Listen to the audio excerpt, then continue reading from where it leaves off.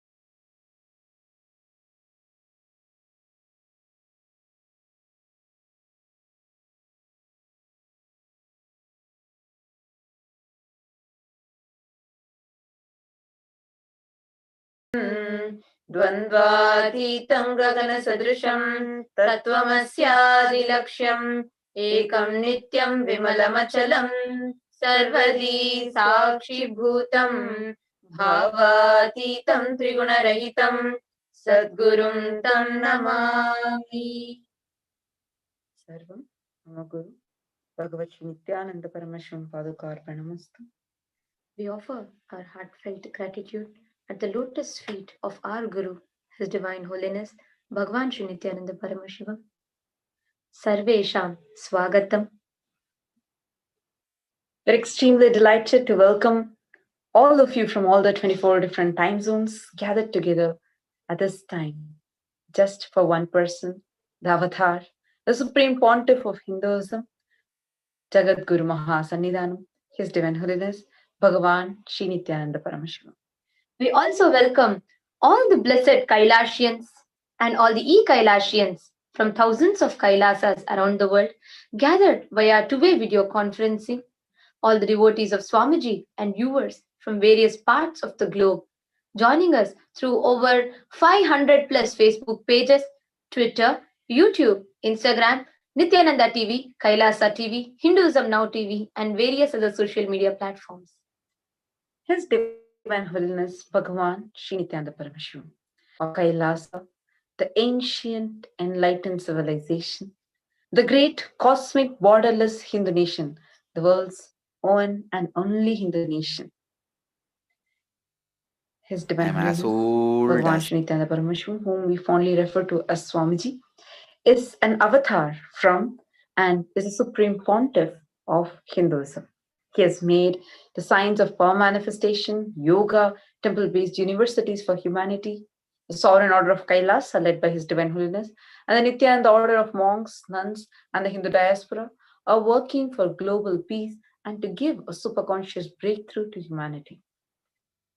His Nithyananda Hindu University, which is the world's largest Hindu university, with extended campuses in over 150 countries, is continuously collecting, organizing, preserving, time capsuling, decoding, spreading, and reviving the 20 million source books of Hinduism and 64 sacred arts and sciences like Ayurveda, music, dance, sculpting, astrology, Vastu, etc. His Divine Holiness is the 293rd Guru Mahasannidhanam of the Shyamala Pita Sarvanya Peetham, which is an ancient apex body of Hinduism, and he is the present emperor of the Suryavamsha Srangi Samrajyam. He is a Suryavamsha Chakravarti. His Divine Holiness has survived the worst persecution of multiple assassination attempts on person and character by the anti-Hindu elements. And despite of all of these worst attacks, 100 plus direct assassination attempt, 500 plus assassination attempts on his people, thousands of attacks on his character and properties, still Swamiji continues to relentlessly serve the humanity. He gave up his home at the age of 14 to make a home for Hindus. He gave up his nation at 40 to make a nation for Hindus.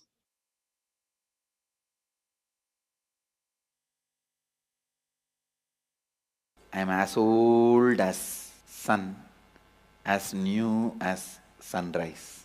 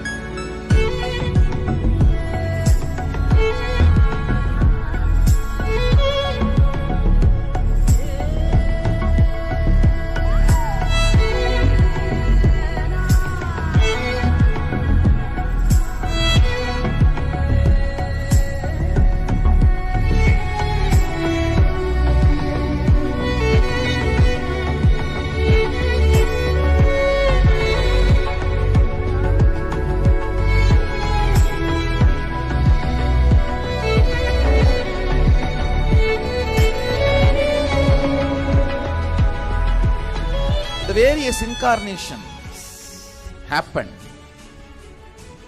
gave a breakthrough to consciousness and gave opening to the next level.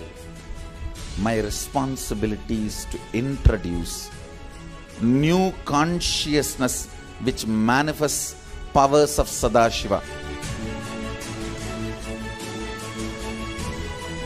As Mahamandaleshwar of Mahanirvani Akada, the oldest apex body of Hinduism, I welcome every one of you.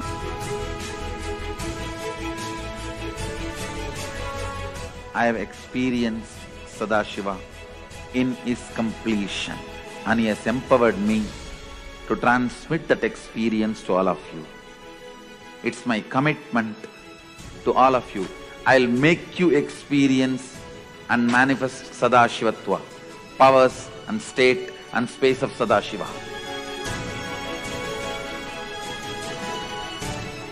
When you manifest powers, naturally the state of Sadashiva and space of Sadashiva starts manifesting in you. More power manifestation, more integrity, more unclutching, more nirvikalpa samadhi, more joy, more restful awareness, more responsibilism, more enrich, more bliss.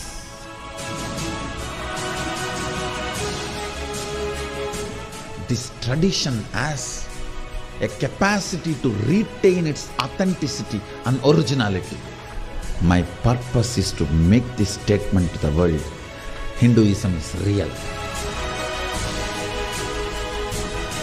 Ideas move from mind to mind. Energy moves from space to space. Cognitions move from body to body. That is why even Sadashiva needs a body. He assumed the body because he needs body to transmit these cognitions to you. Whatever I am doing is reviving the original science as expressed in Sanatana Hindu Dharma, Vedas and Agamas of the Hindu tradition.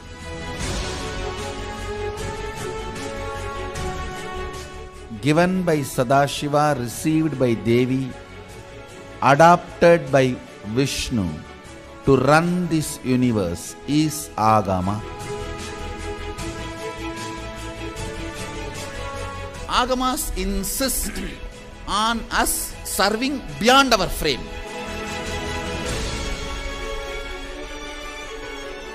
Whatever experience, anubhuti I had by my Guru's grace, Atma Pramana, I do acid wash with Shastra Pramana, Apta Pramana, the ancient masters' experiences.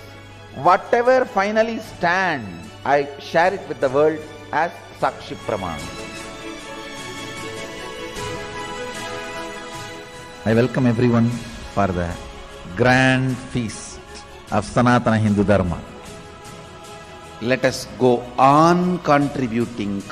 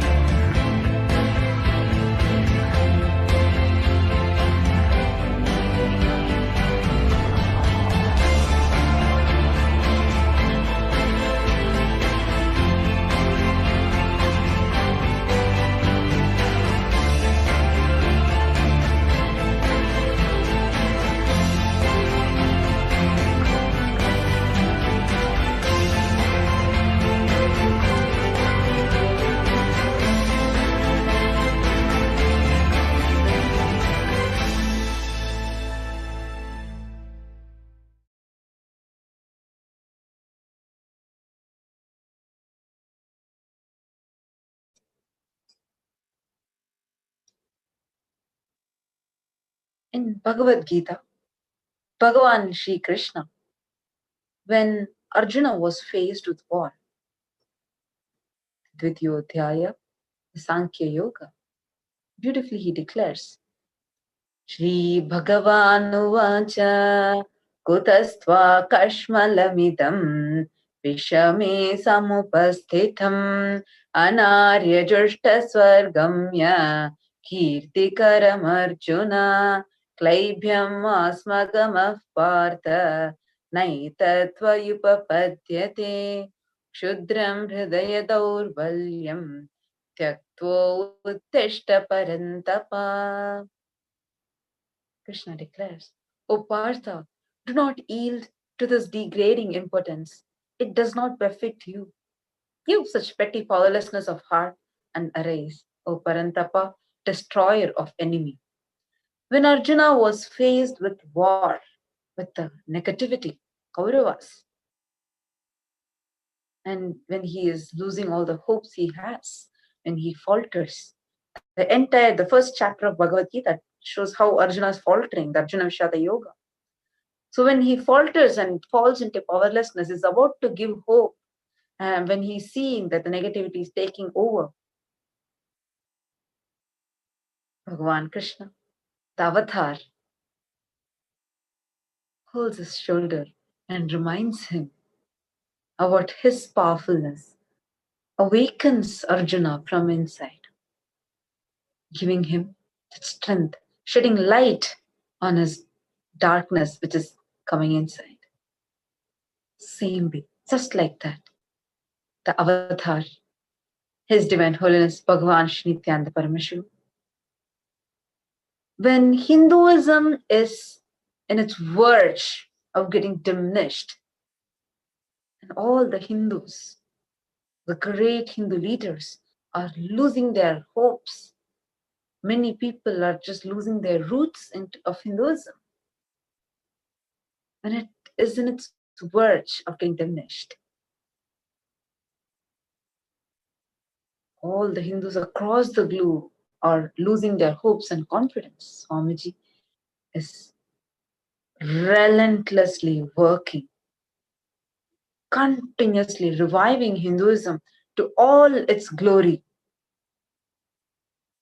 and igniting the fire in all the Hindus and guiding everyone, all the 2 billion Hindus across the globe, shedding light into everyone's lives and igniting that fire in them as the supreme pontiff of Hinduism.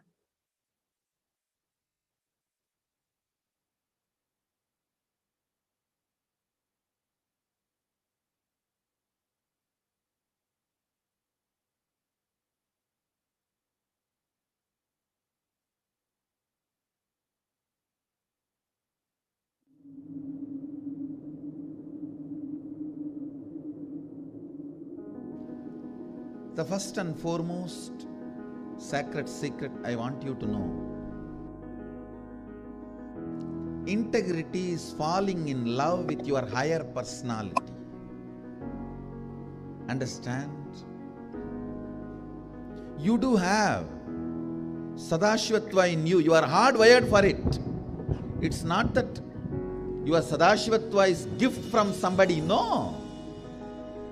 Understand? Just like how when you fall asleep, you put an alarm and tell the alarm, hey, wake me up tomorrow morning. Same way, that's exactly the way I sent my gurus. I sent my gurus to the planet Earth ahead of me and said, hey, I am coming. Wake me up when I assume the human body. My alarm clocks were my gurus. Hey, wake me up.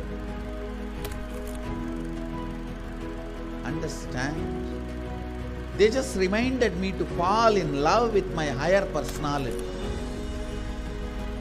Sadashiva.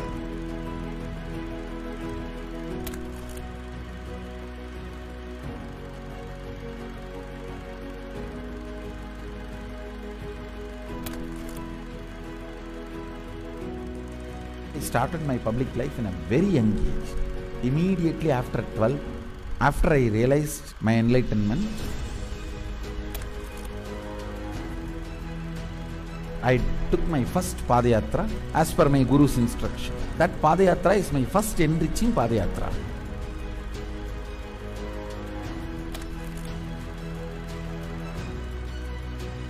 See, I should say, I started organized public life in 2000.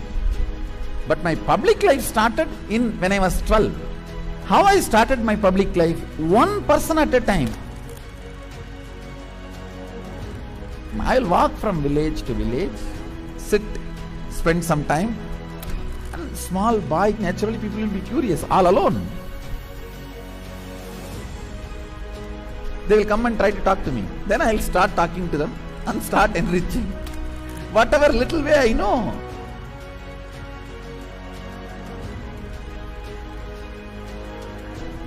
It was a raw, crude, ground level way, one person at a time.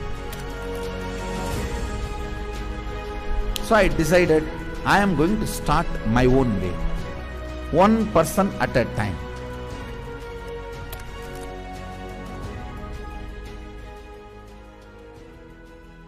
என்னுடைய room பக்கத்து room தான் அவர் இருந்தாப்புல. ஒரு சின்ன இரும்பு பெட்டி ஒன்று இருக்கும். அந்த இரும்பு பெட்டியில தினந்தோறும் காலையில் 5 மணிக்கு எழுந்து ஒரே நபர் எங்க ஹாஸ்டல்லே முதல் நபர் அவராக தான் இருப்பாரு. குளிச்சுட்டு வந்துட்டு தினந்தோறும் பூஜை செய்வாப்புல. பூஜை செய்து விட்டுட்டு யாரெல்லாம் அவர்கிட்ட போயிட்டு ஆசீர்வாதம் கேட்கிறாரோ அவர் கிண்ணறு வச்சு இன்றைய நாள் நன்றாக இருக்கும் அப்படின்னு சொல்லி எல்லாருக்கும் ஆசீர்வாதம் பண்ணுவாங்க. ஏன் அவர் சிரிச்சுட்டே தான் இருக்கிறாரு. ஆனால் அந்த சிரிப்பினுடைய அர்த்தம் எனக்கு இப்போதான் கரெக்டாக புரியுது. ஏன்னா அது ஒரு தெய்வீக சிரிப்புன்னு சொல்லுவாங்க இல்லையா, அந்த தெய்வீக சிரிப்பை என்னால் இப்பவும் நல்லா உணர முடியும்.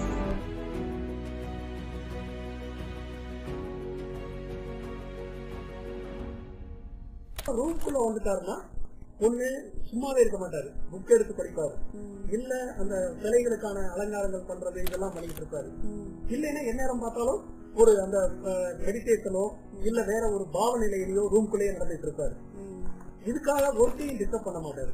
ஒர்க் டைம் வந்தா அதுல இருந்து இறங்கி உடனே வேலைக்கு போவாரு. வேலைக்கு போயிட்டாருன்னா அங்க சிரிச்சு பேசி ஜாலியா இருந்து அதே நேரத்தில் உன்னிப்பா கவனிக்கிறது.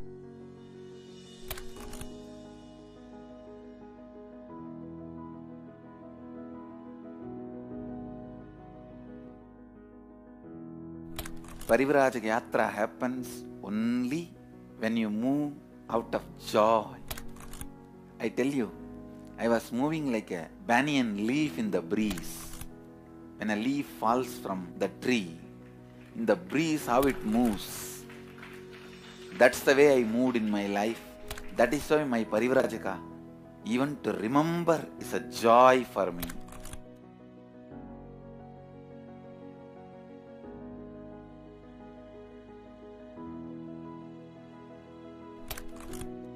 I tell you, shortest distance between 2 points is a straight line.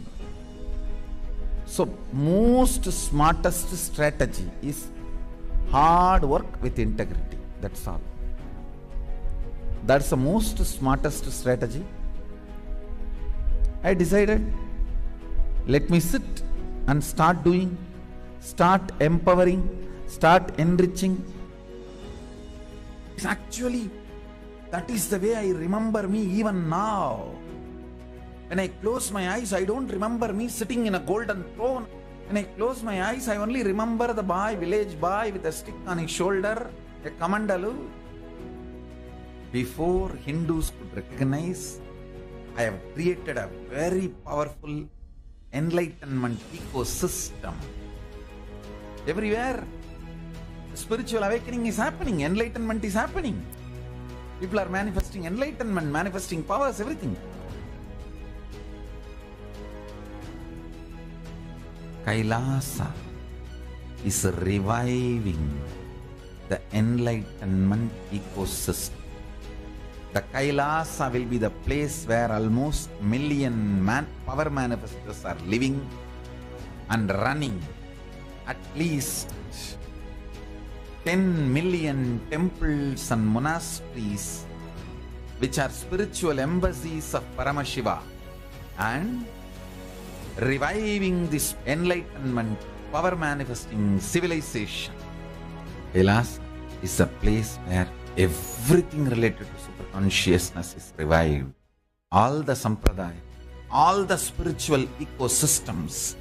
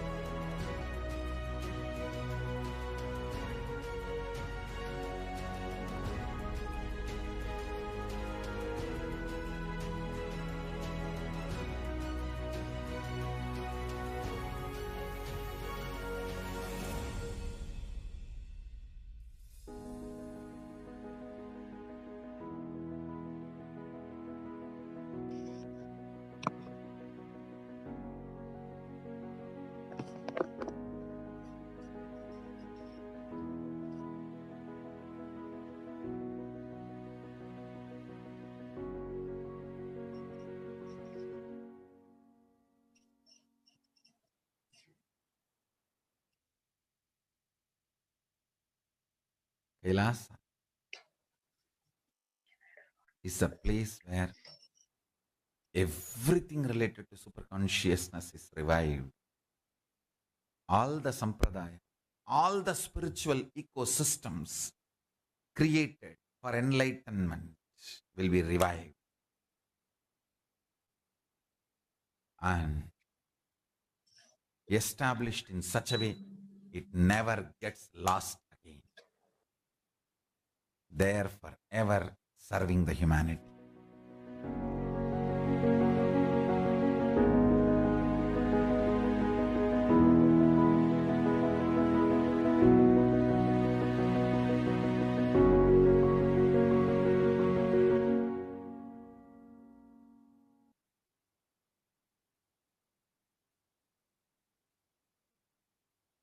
It is this hard work,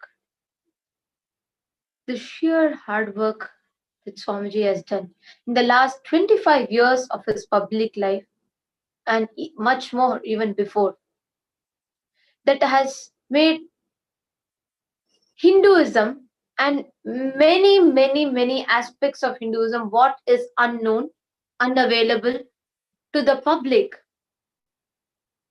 be it being able to access the source scriptures, the Vedagamas,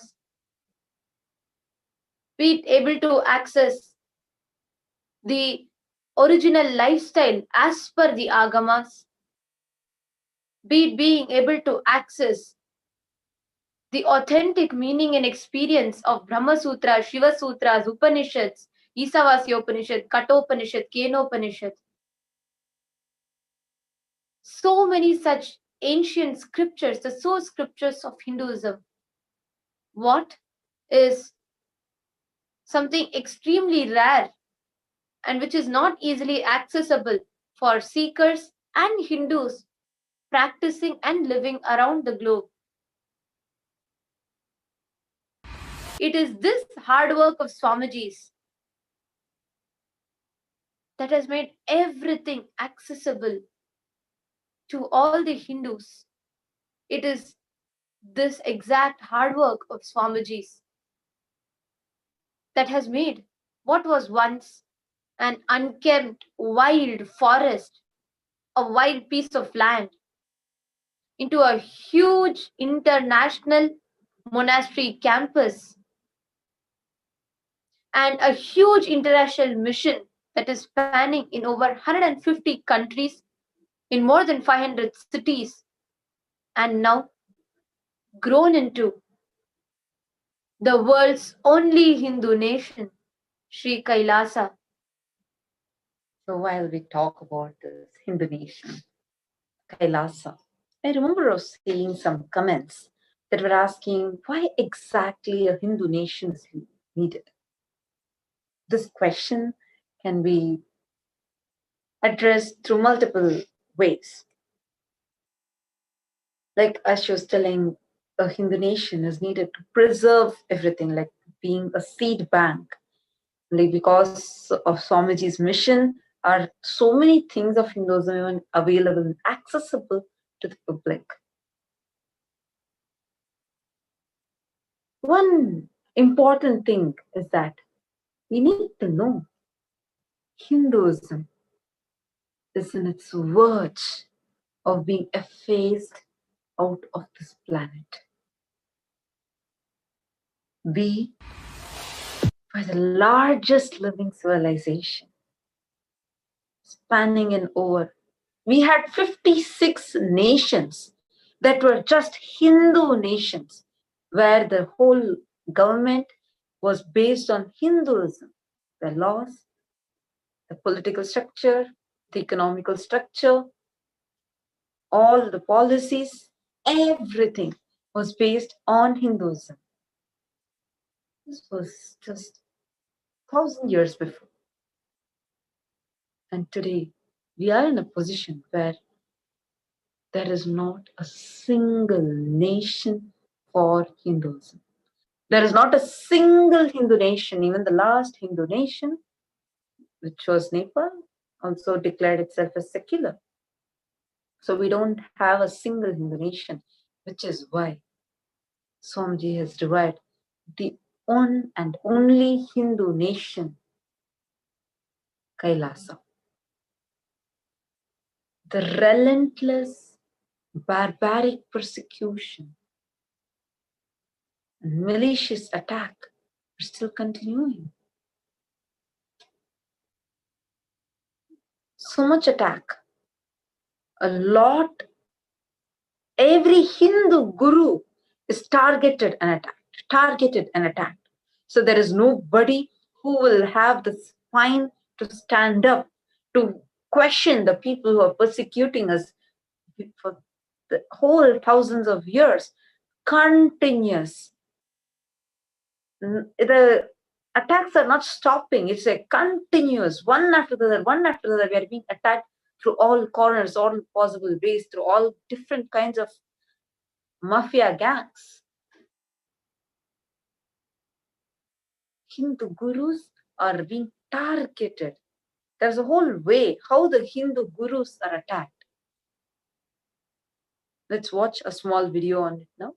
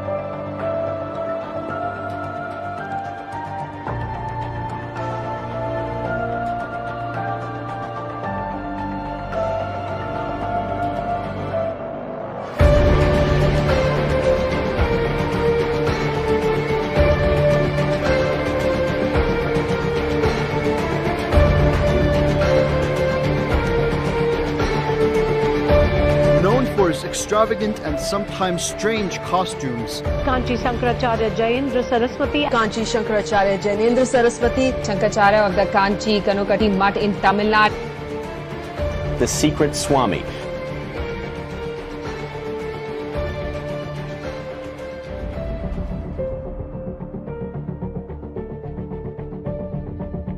This cult culture. They are con men, wrongdoers. No self-styled godman has the right to live a life of an incarnation of God.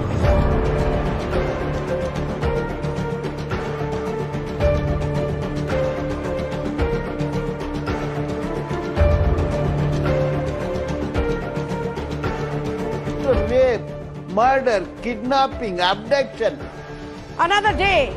Now another guru, so-called guru, self-styled godman, faces charges of serious crime. Kanchi Shankaracharya and junior seer Vijayendra Saraswati were arrested and made main accused with conspiracy to murder. Murder of Kanchipuram temple manager. Murder case of Kanchipuram temple employee A. Shankaram. Allegations of sexual abuse leveled against Sai Baba himself.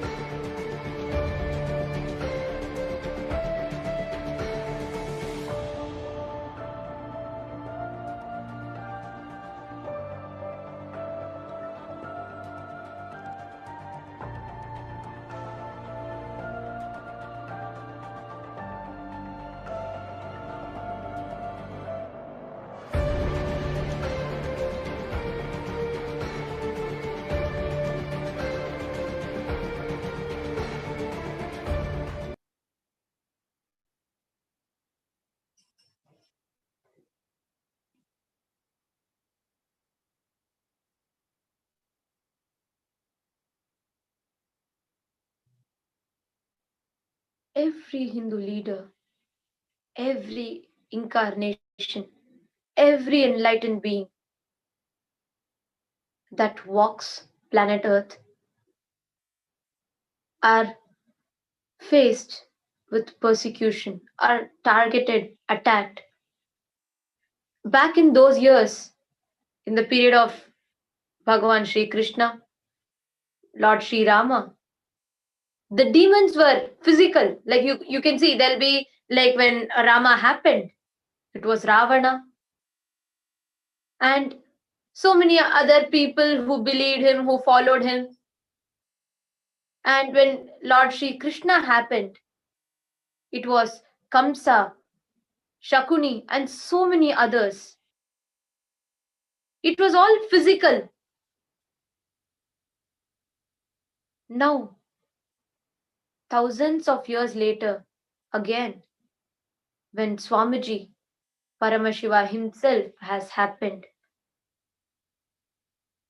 he is also being put through the worst, dirtiest, malicious attack and persecution.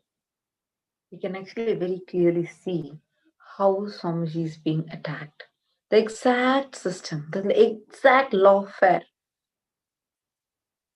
the modus operandi of how the abusers, the anti-Hindu mafia is attacking Swamiji, how it has been attacking all the Hindu leaders, great Hindu gurus. You can very clearly see that. How first the whole character assassination, they are targeted, and once they are targeted, they are isolated, and the whole system, their entire organization is broken down. All the different implants are come inside, sit inside, and they try to break down the structure of the organization. And simultaneously, from the outside, the external groups are continuously false cases, right after one after the other, one after the other, one after the other, without stopping. So from both sides, they're attacked. Understand? It's like the organization is there. First, the leader is isolated. He's targeted, isolated. We all saw, be it even Sai Baba or Kanchi Mahaparival, any Hindu leader, they're attacked. So first, they're targeted and isolated. And second, that whole organization, some implants come inside the organization and they start breaking the organization from within. Start finding out if there are any blind spots, go exploit it and see what else they can get out of it, suck it. Simultaneously, while this is happening, from outside, again there is an attack. Continuously, media goes, all the prostitute media channels slams all their whole newspaper, magazines, news channels with heavy atrocity material, heavy dose atrocity material. They slam all their media channels with heavy dose atrocity material and making it like literally suffocating, choking the Hindu leaders.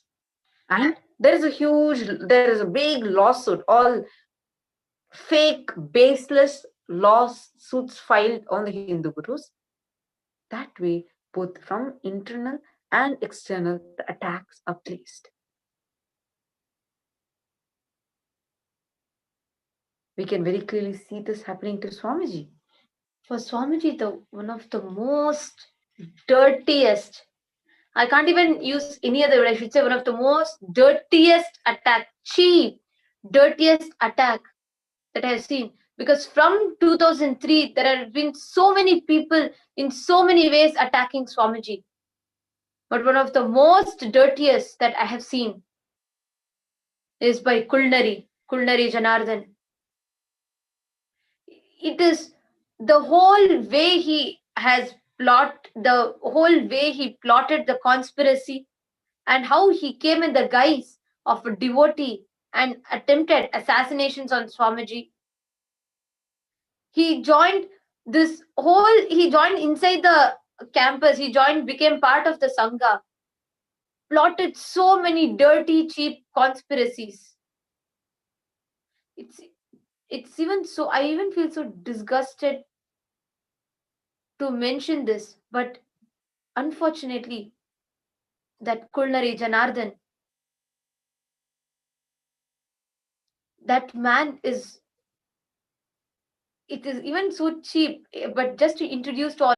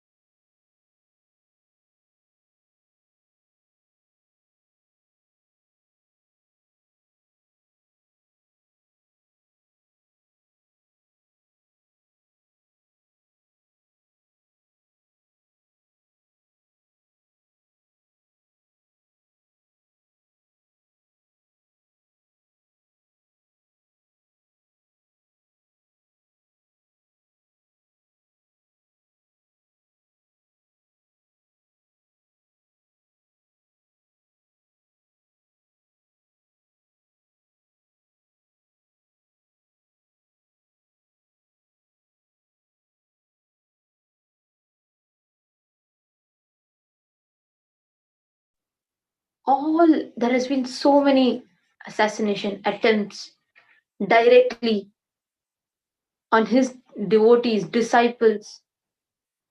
This from the time Swamiji started his mission, from the time Swamiji started his public life, many anti-Hindu elements recognized and knew Swamiji's potential. He was no ordinary secular guru who would just go free. No, Swamiji was clear with his mission, and Swamiji was standing strong and serving the humanity. It was happening, and that is what made Swamiji as a target of so many spiral abuse and attacks by the anti-Hindu elements. One of the dirtiest attacks, one of the most cunning, cheap, dirtiest attack on Swamiji that I witnessed was by Kulnari Janardhan. Actually, like I was sharing with many of you, I'm extremely disgusted to even mention this, but just so that many of you who are new know and understand. Kulnari Janardhan is our Purvashram abusive father who joined the Sangha and lived here few years in the guise of a devotee, but looted lots of money, directly attempted assassinations on Swamiji, conspired against Swamiji, and now once his financial embezzlement and all his real face was caught, once he was able to suck all the best from the Sangha, once his real face has come out, cheaply, without even a pinch of gratitude for what was given to him, he's just gone out and continuously threatening us and attacking Swamiji. That man, I'm furious to even remember him, that capricious Kulnari. He joined Adinam in the garb of a devotee, tried to create all the conflicts, break the organization from inside. embezzled a huge amount of money, sucked as much as possible in the 7 years. And when he was confronted about the embezzlement, he ran away, used his political influence, and attacked in a huge scale, along with the prostitute media channels. It's really, every time I even remember the attacks that he has done, he used, there's a lot more to tell about, like when you actually go deeper into.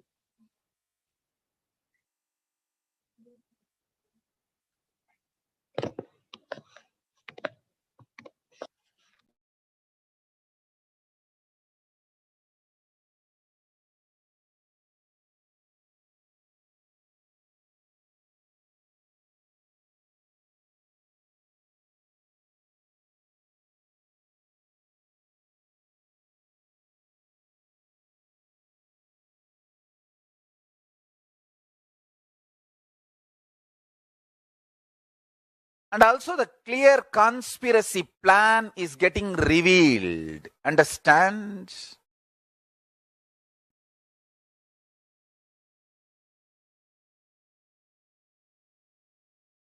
Whatever I was revealing, now all that plan is getting clearly proven with evidences, like first separating me and the Sangha by constant assassination attempts, and the gang coming and sitting inside the campus as we are an open organization, doing all the crimes inside the organization, creating evidences and trying to twist as if the crime is done by me or by my words instigated, attacking the loyal people who are loyal and integrated to the Sangha's core ideology, and making Sangha lose confidence on me, demoralizing them, and their parents and devotees and relatives and friends, pushing the parents and devotees and relatives to pull out all the Adinavasis, and doing witch hunting investigation, spread widespread lawfare, widespread media abuse, spreading left and right, outright lies, abuses, negative false informations using media, social media, and then initiating witch hunting investigations and arresting the administrators, forcing them to confess to the crimes which they have not done, and forcing them to implicate me into the crimes which has not happened. First spreading false informations using social media and media, then filing a false case, then arresting the administrators, Adinavasis, and torturing them to confess to the crimes they have not committed, torturing them to implicate me, trying to find false evidence and saying, oh, it is instruction of Swamiji that this crime has been done. First of all, crime has not happened. Second, Swamiji never gave instruction. But trying to build all these false things. Don't ever think I am overacting, overreacting. You can see the whole plan, as I told long before, is clearly opening up.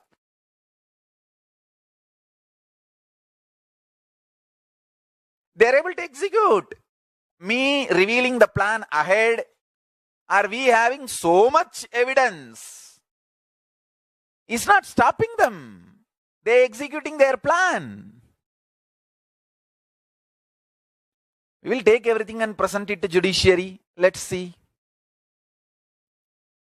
You need to know Even going to judiciary and getting justice is not easy in India. It is very costly. Running every time, finding the right lawyer and making the lawyer understand, all this takes a lot of time.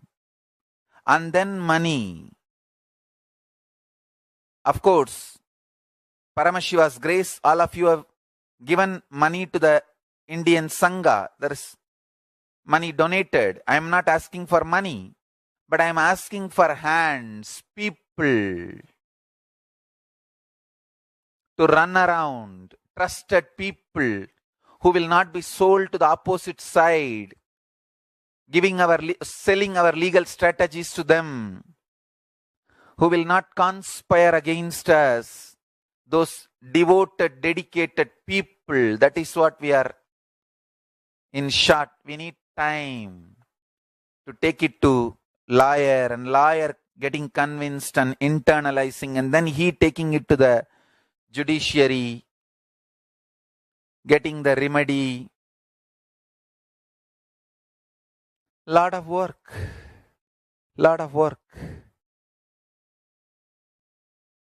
And the people who are attacking are well coordinated. You see, they don't need people to attack. See, attack is too small, too easy. Only people who are protecting need a lot of people and money.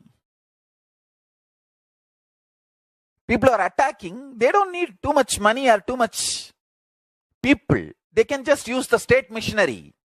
Media which is waiting for abusing the Hindus, Hindu practices, Hindu gurus, Sanatana Hindu Dharma, due to various reasons. The deluded negative media can be easily triggered by false accusations, because when you make negative news and sensation, you get eyeballs. Media is an industry. It is not searching for truth. It is searching for eyeballs. Don't you understand? Like recently I read an article. A big pharmaceutical industry CEO says, hey, we are not searching for cure. We are a business. We are searching for profit to expand our business, and we have shareholders. We are answerable to shareholders. And we have to make profit. Understand?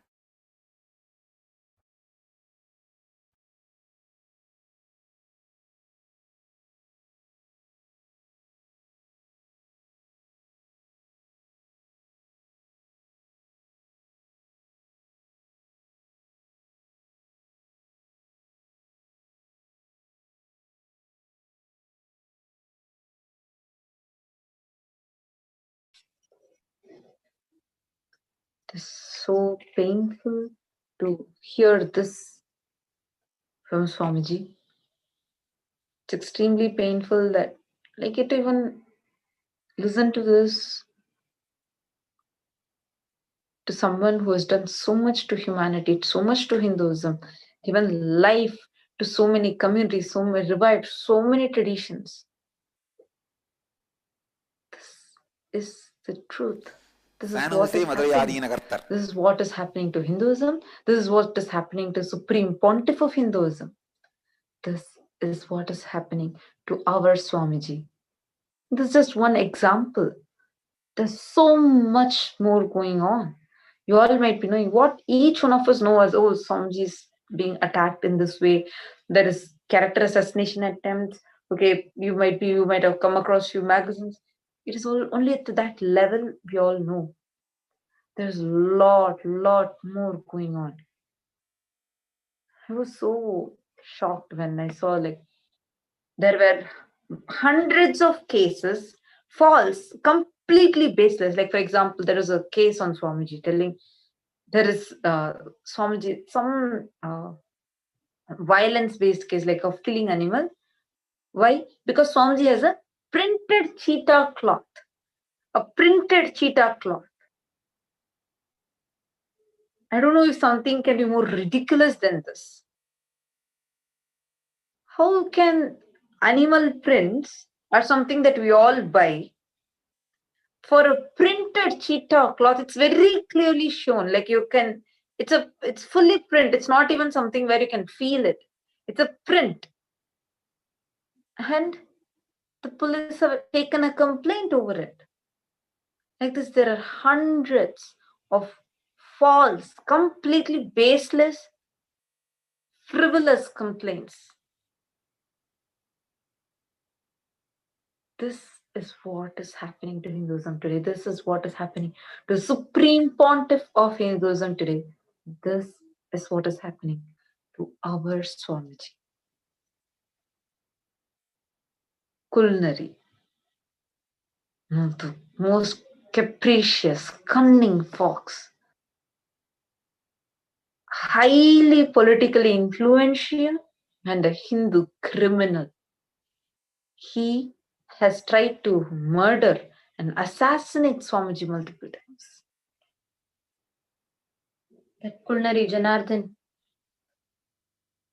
Actually, every attempt, every attack that he did was so cheap, the most cheapest way possible.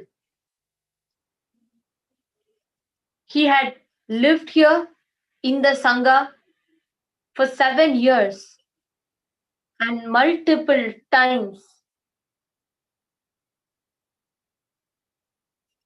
if I have to tell you all in a way you all can understand, I'll just tell you all one incident where once his financial embezzlement was caught. I was completely oblivious of what was happening, that it was Ma Tattvapriya who found out about the whole financial embezzlement. And once she called and caught him for it, that man calls me and he threatens me to file a false rape charge against Swamiji.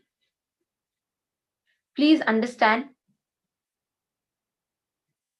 First of all, a man who is your father, who is supposed to be like whom you're holding as your father, is calling and threatening you, not even just like telling, no, threatening you to file a false rape charge. This dirty culinary Janardhan did the same thing to me. Over 40 minutes. Threatened me, forced me, compelled me. He didn't let me even keep the phone. He traumatized me literally. So what was your age when he called and he told you this? I was 18 by then, and he called, threatened, and even now just to remember it causes so much of pain, because for me, I was shocked, first of all, to know after living with Swamiji for 7 years, and Swamiji is more than just a god or guru to us. He's been like a father, mother to all of us, taking care of our whole family. Actually, but like, especially when you make the statement, like when we tell, many people have asked us this question before, like what do you mean by Swamiji has taken care of you? Don't you go and pay for the organization? You have to pay and join the school. Well, it's very different. That because in Hinduism knowledge is free, Swamiji has given everything completely free of cost. Like we have been here for 8 years now, and everything that we have, everything, whether food or education, stay, whole time, it's completely free of cost. And not just that, even emotionally, spiritually, in all fronts, Swamiji has always strengthened us, supported us, and is continuing to support us. And that way, when someone has lived that life for 7 years, actually, this is so beautifully false, like what we were explaining about how the Hindu gurus are attacked. And that is exactly what today we are seeing with Swamiji, where that implants come inside and how they try to destroy the organization from within. While continuously from outside, there are lots of baseless, false cases continuously slammed. So it's a lawfare that is happening. Like actually, in Swamiji's, like I want to explain it like step by step where all of us can see. Because there in the video, we saw that there were 3 steps of how a Hindu guru is attacked and abused. The first step is where he is isolated. When you isolate the guru, in Swamiji's, when this attack happened on Swamiji, we all can clearly see, first thing, everywhere on the newspaper, media, even today, even telling about a contribution, the whole media, everywhere, they separate Swamiji from the public, and they make him look, they demonize. That's exactly what they do. They demonize, saying, oh, rape accused, where there is nobody who has given a complaint. There is nobody who has come out and told, yes, this has happened to me. No. But using that word everywhere on the media channels, everywhere in the newspaper, that is how they isolate. Second, destabilizing, and the whoever is following, whoever is standing up for Swamiji, terrorizing them. So many devotees and disciples will be attacked, will be abused. At the airport, if we go, just because we will wear Swamiji's dollar and Swamiji's mala, we will be abused, cheaply spoken to. Actually, I remember when you were especially telling this, like when I went to get my passport renewed, and I went because I'm a brahmachari, so I have the kavi on me, and I always wear the rudraksha mala, and that's how I go. So when I went, there's a normal procedure, like where you need to go and where you need to go for your visa renewal, etc., like the passport renewal, etc. So I went to the passport office. I was at the right place, and then they were supposed to my files. Man just on my face denied, telling that, oh, are you the Swamiji's devotee? And I was like, yes. Then he told, oh, for you and all, there is no passport. Then I couldn't understand what was happening. I had to wait for an hour. Then I had to go to different counters. They made me run around, like go to different counters. And then finally another man called and I was denied for it. Like I was made to wait for so long. Well, everything I had all my files with me. I had everything ready with me. Basic example, which if you are a devotee of Swamiji, your society gives back to you many repulsive behaviors or comments, or sometimes you don't even get to have your basic human rights. So like the destabilization of an organization, it happens in multiple ways with this. Actually, not one is attacking devotees. Second, mob lynching, getting mob, breaking up the campuses, beating the deities. I remember we all in Tiruvannamalai, we all worship the rock where Swamiji attained his enlightenment. In front of us, they put a slipper garland on the rock. They spat on the rock. What? In Hinduism, even a stone is where every guru samadhi, the gurus wherever they attain the enlightenment. Like this, every place we worship, in a place where every day worship is happening. As she was mentioning, the anti-Hindu mafia gang, they came, they put slipper on the rock, on the deity. The slipper was put, they spat. People put all garbage on the deity, and when we cleaned it, we did not do anything that was violent. We went and cleaned it. The rowdies came and attacked our sannyasis.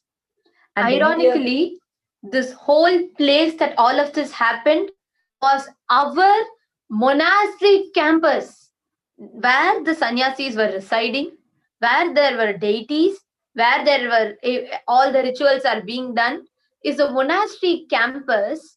And there we are having the people who are not even part of that monastery campus, some rowdies and thugs from the outside barging into the campus and beating things up.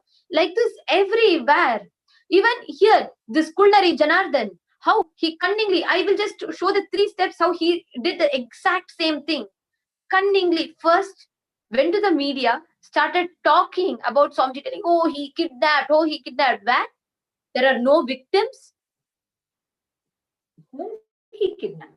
There is no, first of all, Swamiji has never been physically to Gujarat campus where he allegedly, where this Kuldari Janardhan alleges that the kidnap happened. That is what is so surprising. Like, see, for example, like the people, even he's claiming that we both have been kidnapped from Gujarat by Swamiji. First, Swamiji has never come to that place. Second, I have never been to Gujarat. Because only she was in Gujarat, that all women's university which she was studying in. I had never even been to that place. But the headlines of the media channels, all the prostitute medias, they publish, and even the police taken the complaint where the Skulnari is claiming that we are kidnapped. I am kidnapped, she is kidnapped. No, I'm 21, she is 19, and we have our basic rights to decide for our life. It's 2020. Why are women denied our rights to live our life in peace? Why are we denied to live our basic rights? Why is Swamiji attacked so much? I really have no answer for this. Like, why are Hindus being targeted again and again and attacked in 2020 when there's so much of information available, when we have so much of freedom, like we have social media in which we are able to voice out? But why are still so many of us being oblivious of what is going on?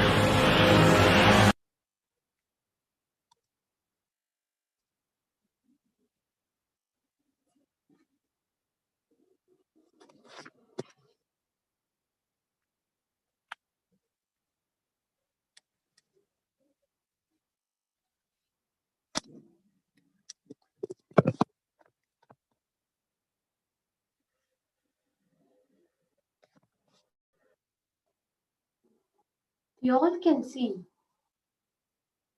how again and again every attack, every abuse, every targeted abuse and attack on Swamiji, on every Hindu Guru, it is consisting of the same 3 steps, the lawfare that is being done. All the Hindu Gurus, incarnations, enlightened beings that are walking on planet Earth are forcibly attacked, are forcibly made to go through this persecution. What we're all seeing now, Swamiji, who is the only hope of Hinduism now, the last lamp of Hinduism. And he is trying his, like he's doing his best despite of all the attacks. Actually, literally, Swamiji is living and showing that how really when you live Hinduism, what kind of a strength it can give you from within. See, that is like, you can see it when so many false, blatant lies are told about him and completely false charges are put on him. he's continuously only intensifying his contribution. We all need to understand these 3 steps a little more deeper.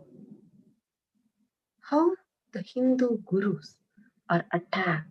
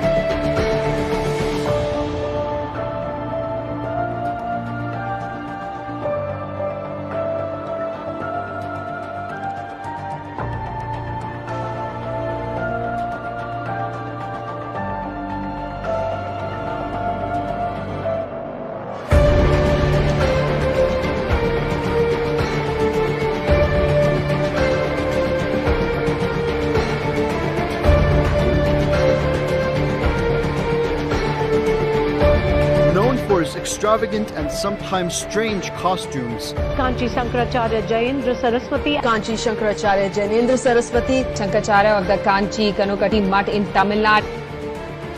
The secret Swami.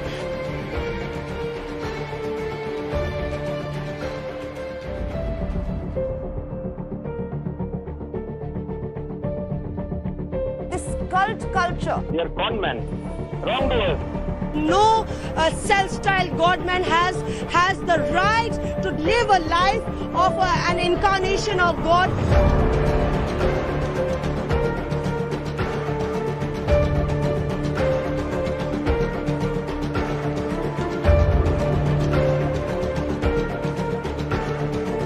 Rape, murder, kidnapping, abduction.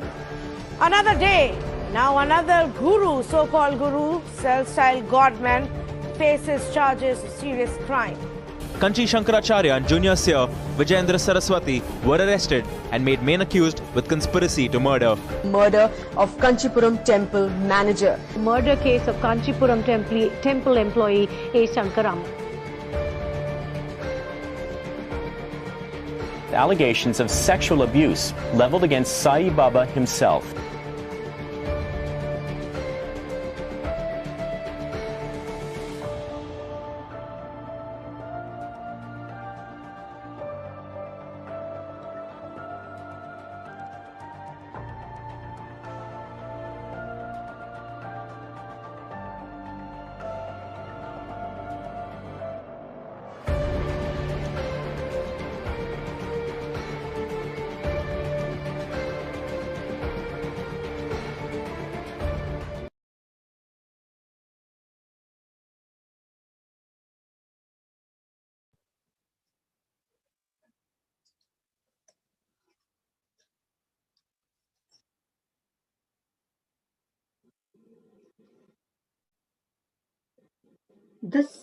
These 3 steps that we all just saw now, this is exactly what is happening even in Swamiji's case. So, all the 3 steps. First is to isolate the guru, make him look anti to what the public believes him to be. And second is to destabilize the organization, to constantly threaten the people and break the organization continuously by destabilizing it. Third is to continuously make them run with legal cases, the lawfare, using lawfare and filing baseless false cases continuously, even though they know. See, what is even more ironic here is many of the attackers, many of the abusers know that it is not going to stand for long. But at least those many months still it takes for the judgment to come. They will make the organization, they will make everyone run around for that case. And it is also very expensive, the lawsuits, to find the right lawyer for one case to get solved. If any of you see, so many of you here, many of you might be doing businesses, and many of you know what it means when there's a case. There's so much of money that is spent.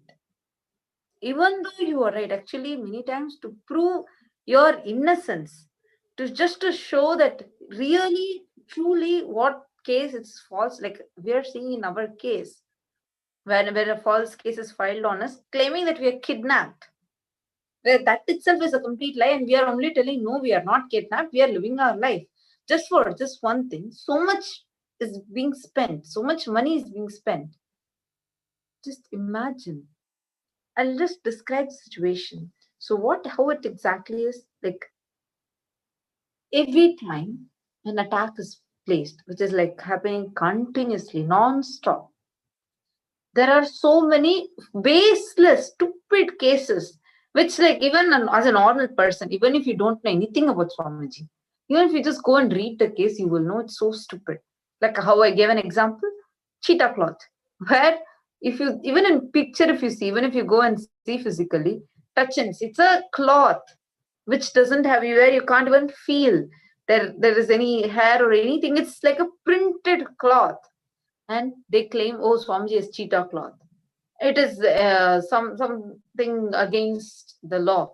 And when false case is filed, just to prove, no, this is not any real cheetah skin. This is a cloth, a printed cloth. Just to prove that, we have to spend so much. Imagine, so from outside, like this continuously, it's not one. For one case, how much needs to be spent, you all know. For every case like that, finding the right lawyer starts from there, like finding the right lawyer and to spend for the lawyer. Every consultation you go, how much you have to spend. Every time you have to go to the court, there is so much of money spent on this. It's not cheap. It's extremely expensive. So through that, they try to weaken. See, understand? Income is stopped. Like the police come, they take over, like the full campuses is filled with random people, not just the police. Some in an all-female monastic campus, suddenly we see everywhere some media channels are coming, always like full. We saw no this time, the entire, in the whole all-women's campus, an all-female university. Where have you ever allowed any men to enter? No. But suddenly when this lawsuit was put, when this lawfare started, gundas, rowdies, prostitute media channels, all of them 24/7 inside the campus, along with the police. So we are not allowed to do any activities, and nothing is coming as an income. We are not able to go buy food or anything also. And a lot of money is being spent, like in the law fairs, in all the cases put. Even this is a tactic that they use to make us in such like small sites, suffocating us and making us destabilized.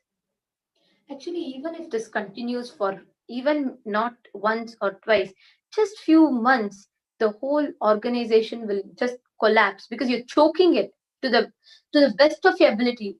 And this has been happening for more than 10 years. The first, actually, more than 16 years it's been going on. And how the first time Swamiji was, the first step, if you all see, how Swamiji was isolated.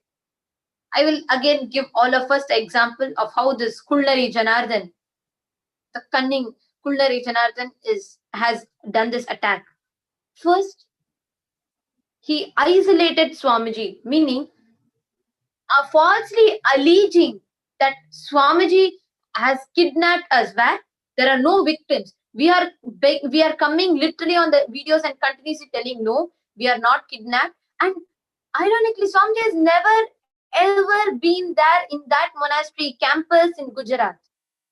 Second, whom he is claiming as a victim who has been kidnapped in Gujarat, she is also a part of it, whereas she's never been in Gujarat. I had never been to that place. I was out of India by then. I was on my world tour. So, who? Victim? There is no victim. Victim itself was not even there in that place. And Swamiji has never ever been there to that campus in Gujarat. So, but still, knowing all these facts, everywhere on the media, everywhere, oh, kidnapped, the children who are kidnapped by Nithyananda, constantly, the girls who are kidnapped, the kidnapped girls, and constantly demonizing and isolating Swamiji. So what? When people see, they'll be like, oh, people will not know. See, no one will know what is the issue, nothing. But just because the terms, the suffixes and the prefixes are added, people will think twice, oh my God, there's something to it. So that is the first step where they demonize, falsely, they demonize the guru that they want to attack. Once that first step is done. Second step is to destabilize the organization. How that Kulnari Janardhan, he came and attacked the Yogini Sarvagnya Peetam, a monastery campus that was run by women for women. They destabilized. How? Media came in, all cameras all over the place. We don't know who is recording us, where, how, nothing. And all our deities abused. More than 3 crore worth just deity related jewels were taken away. Understand, in Hinduism, we worship deities. Deities are too sacred for us. Their items, if you are a Hindu or even any religion, we worship. Our God is too sacred. They abuse the deities and all the gold jewels. The gold jewels, the silver vessels, which are kept for the deity and the deity worship, are stolen away. And we should also tell, like, I really had this question. Have you ever allowed any men into that female campus? Absolutely not at all. Because it's a completely strict by women for women campus. The entire, there is that whole section, the monastery campus. Of course, Gurukul parents to meet and visit their children, the parents come, but they all are restricted to only certain area, only to the entrance area where there's a separate dining hall, there's a separate restaurant area for parents and kids to meet, only till that. But inside the main campus, where the dormitories are there, where the classes happen, it's only strictly for female. But overnight, in the night time, it is bombarded with some rowdies, thugs, randomly. And everyone holding their mobile cameras, what they're recording, we don't know.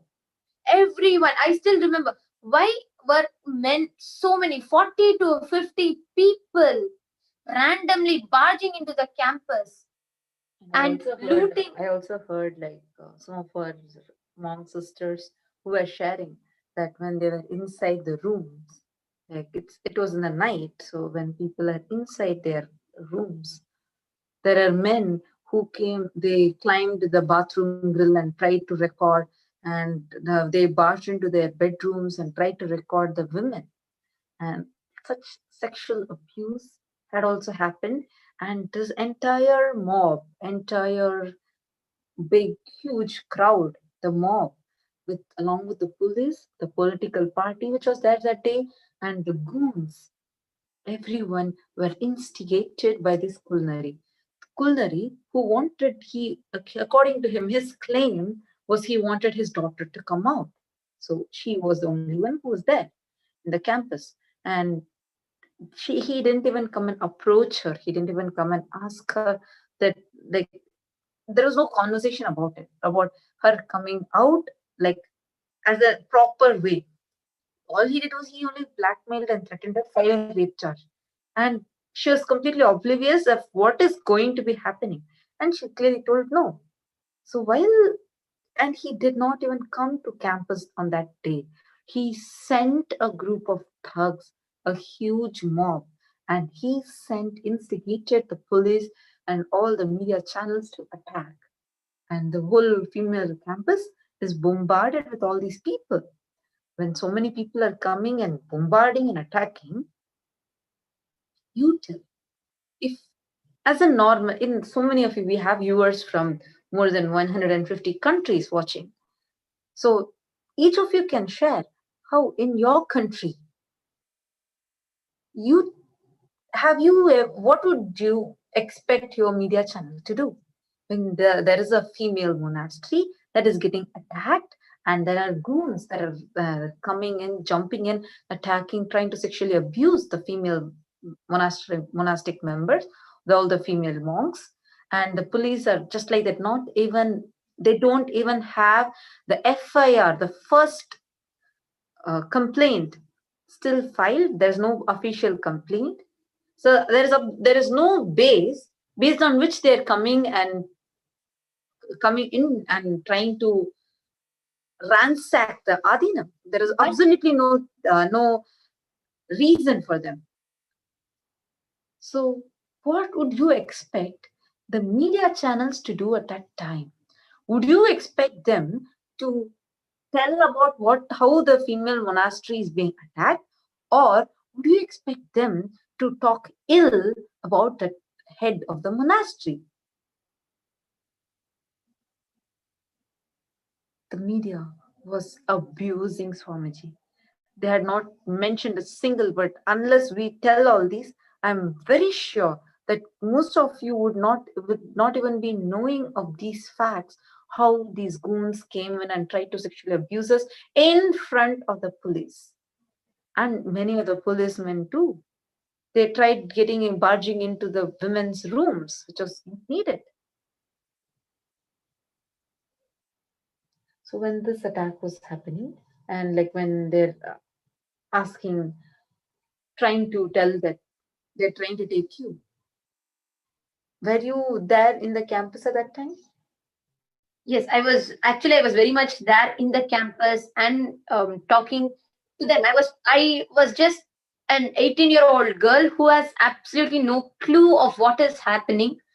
But seeing all these 50 men just barging into the campus and this whole group and all this abuse and attacks happening, I was literally shaken.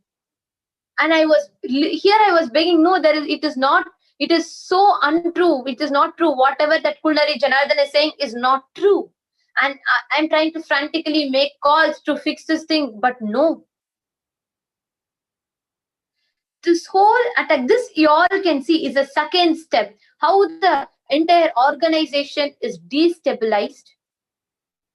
Now, when that happened, so many women, so many families, so many parents were panicking. Because we have been seeing how many times assassination attempts has happened on Swamiji. We were panicking, what is going to happen now? And that there was lots of instability. Till then, the Yogini Sarvajna Peetham was a beautiful, successfully flourishing monastery campus with every day each of us going and visiting hundreds of children in various different schools, and us going and meeting various women in NGOs. So much of contributions were happening, but because of that instability, we had to withdraw ourselves because we do not know. Using our name, many people were targeted. From our monastery campus, many villagers were benefited economically. Food was supplied to many of them around.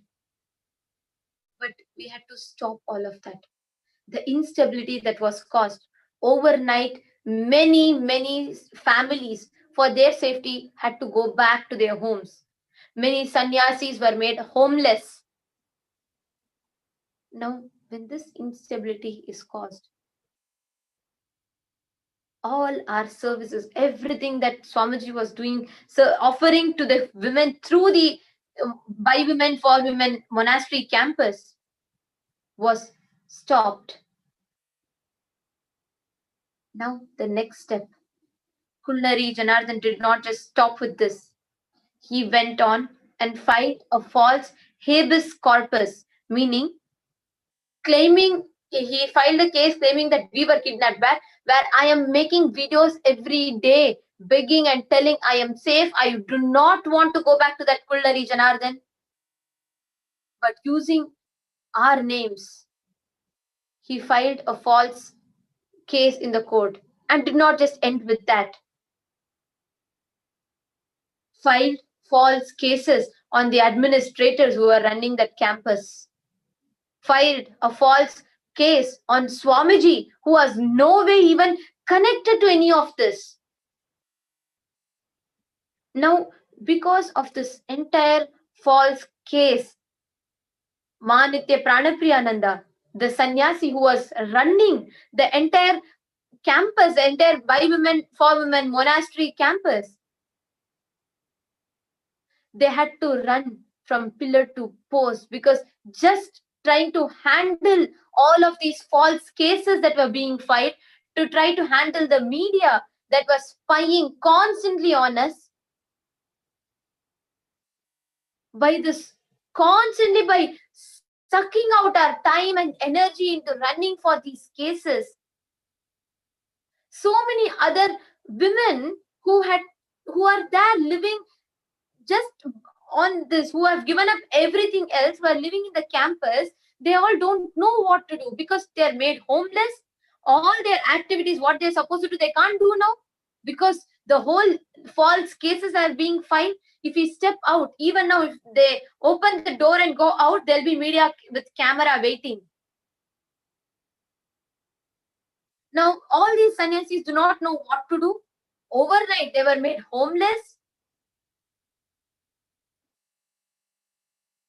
Now, once all of that is happening, no more anyone is able to continue their regular lifestyle of sannyas or of contribution that they were doing. They all had to come back. They all had to go back to the other monastery campuses, at least trying to survive the best that they can do. Within 3-4 months, actually within a month or two, what was once a huge monastery campus with hundreds of children studying, taken up the lifestyle of Krama Brahmacharya, the training for sannyas, and studying and writing there. That time, actually, our board exams, all of that was supposed to happen. And second, hundreds of women who had left everything of their life and just to become a part of this monastery campus, to serve, to become a part of this mission of Swamiji's. They were made homeless overnight without a place for them to stay. Understand, homeless means really the monastery complex, the entire building was in ruins. It was destroyed. This Kulnari Janardhan, we all can see the 3 steps, how these 3 steps that he did. Isolating Swamiji, demonizing Swamiji falsely on the media. Second, constantly destabilizing the organization by bringing in thugs, rowdies, everyone.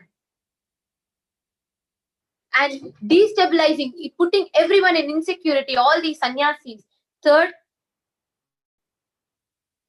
by attacking us with constant lawfare and false legal cases that were put. Now, once these 3 steps happened,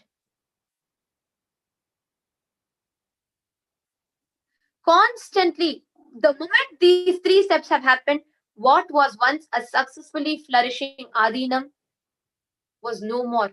Just within 2 months, using this cheap tactic, Kulnari Janardhan destroyed that whole campus. Today, that whole, when I'm saying no more, I'm not just saying, oh, it is empty, no people are coming. No, that whole building is destroyed, collapsed. The deities are left. It's in complete ruins. Actually, I think we should just listen from Swamiji, how he actually explains about this lost food. He explains about how the whole anti-Hindu mafia. The modus operandi of the anti-Hindu mafia. So let us listen to it from Swamiji. I request the video to be played.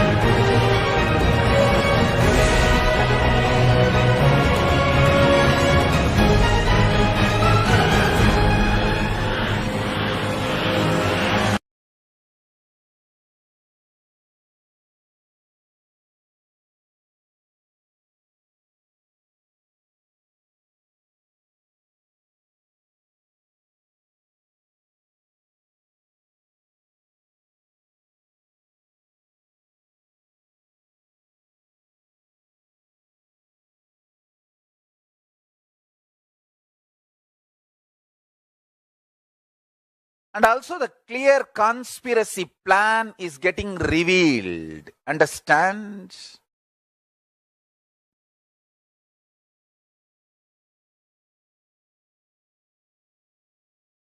Whatever I was revealing, now all that plan is getting clearly proven with evidences, like first separating me and the Sangha by constant assassination attempts and the gang coming and sitting inside the campus as we are an open organization, doing all the crimes inside the organization, creating evidences and trying to twist as if the crime is done by me or by my words instigated, attacking the loyal people who are loyal and integrated to the Sangha's core ideology, and making Sangha lose confidence on me, demoralizing them, and their parents and devotees and relatives and friends, pushing the parents and devotees and relatives to pull out all the Adinavasis, and doing witch hunting investigation, spread widespread lawfare, widespread media abuse, spreading left and right, outright lies. abuses, negative false informations using media, social media, and then initiating witch hunting investigations and arresting the administrators, forcing them to confess to the crimes which they have not done, and forcing them to implicate me into the crimes which has not happened. First spreading false informations using social media and media, then filing a false case, then arresting the administrators, Adinavasis, and torturing them to confess to the crimes they have not committed, torturing them to implicate me, trying to find false evidence and saying, oh, it is instruction of Swamiji that this crime has been done. First of all, crime has not happened. Second, Swamiji never gave instruction. But trying to build all these false things. Don't ever think I am overacting, overreacting. You can see the whole plan, as I told long before, is clearly opening up.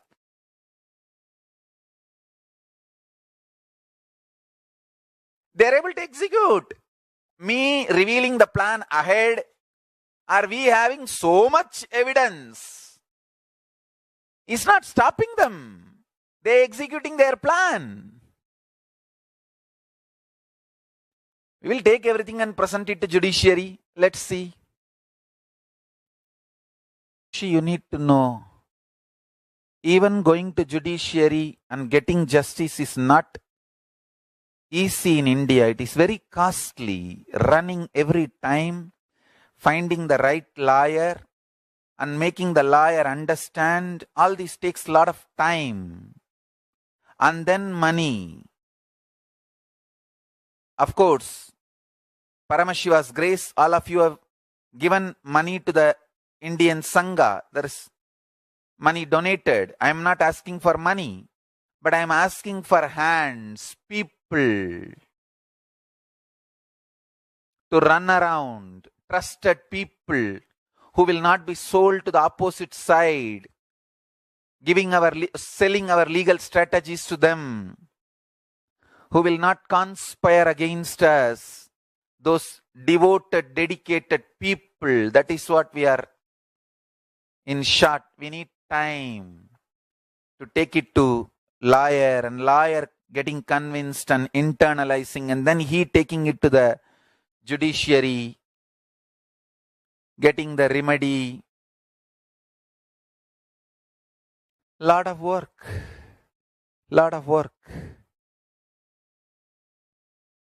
And the people who are attacking are well coordinated. You see, they don't need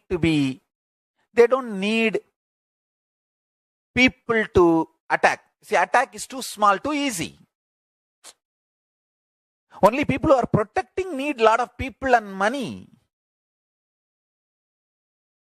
People who are attacking, they don't need too much money or too much people. They can just use the state machinery.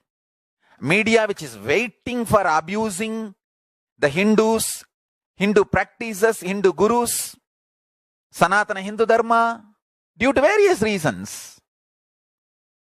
The deluded negative media can be easily triggered by false accusations, because when you make negative news and sensation, you get eyeballs. Media is an industry. It is not searching for truth. It is searching for eyeballs. Don't you understand? Like recently I read an article. A big pharmaceutical industry CEO says, hey, we are not searching for cure. We are a business. We are searching for profit to expand our business, and we have shareholders. We are answerable to shareholders. And we have to make profit. Understand?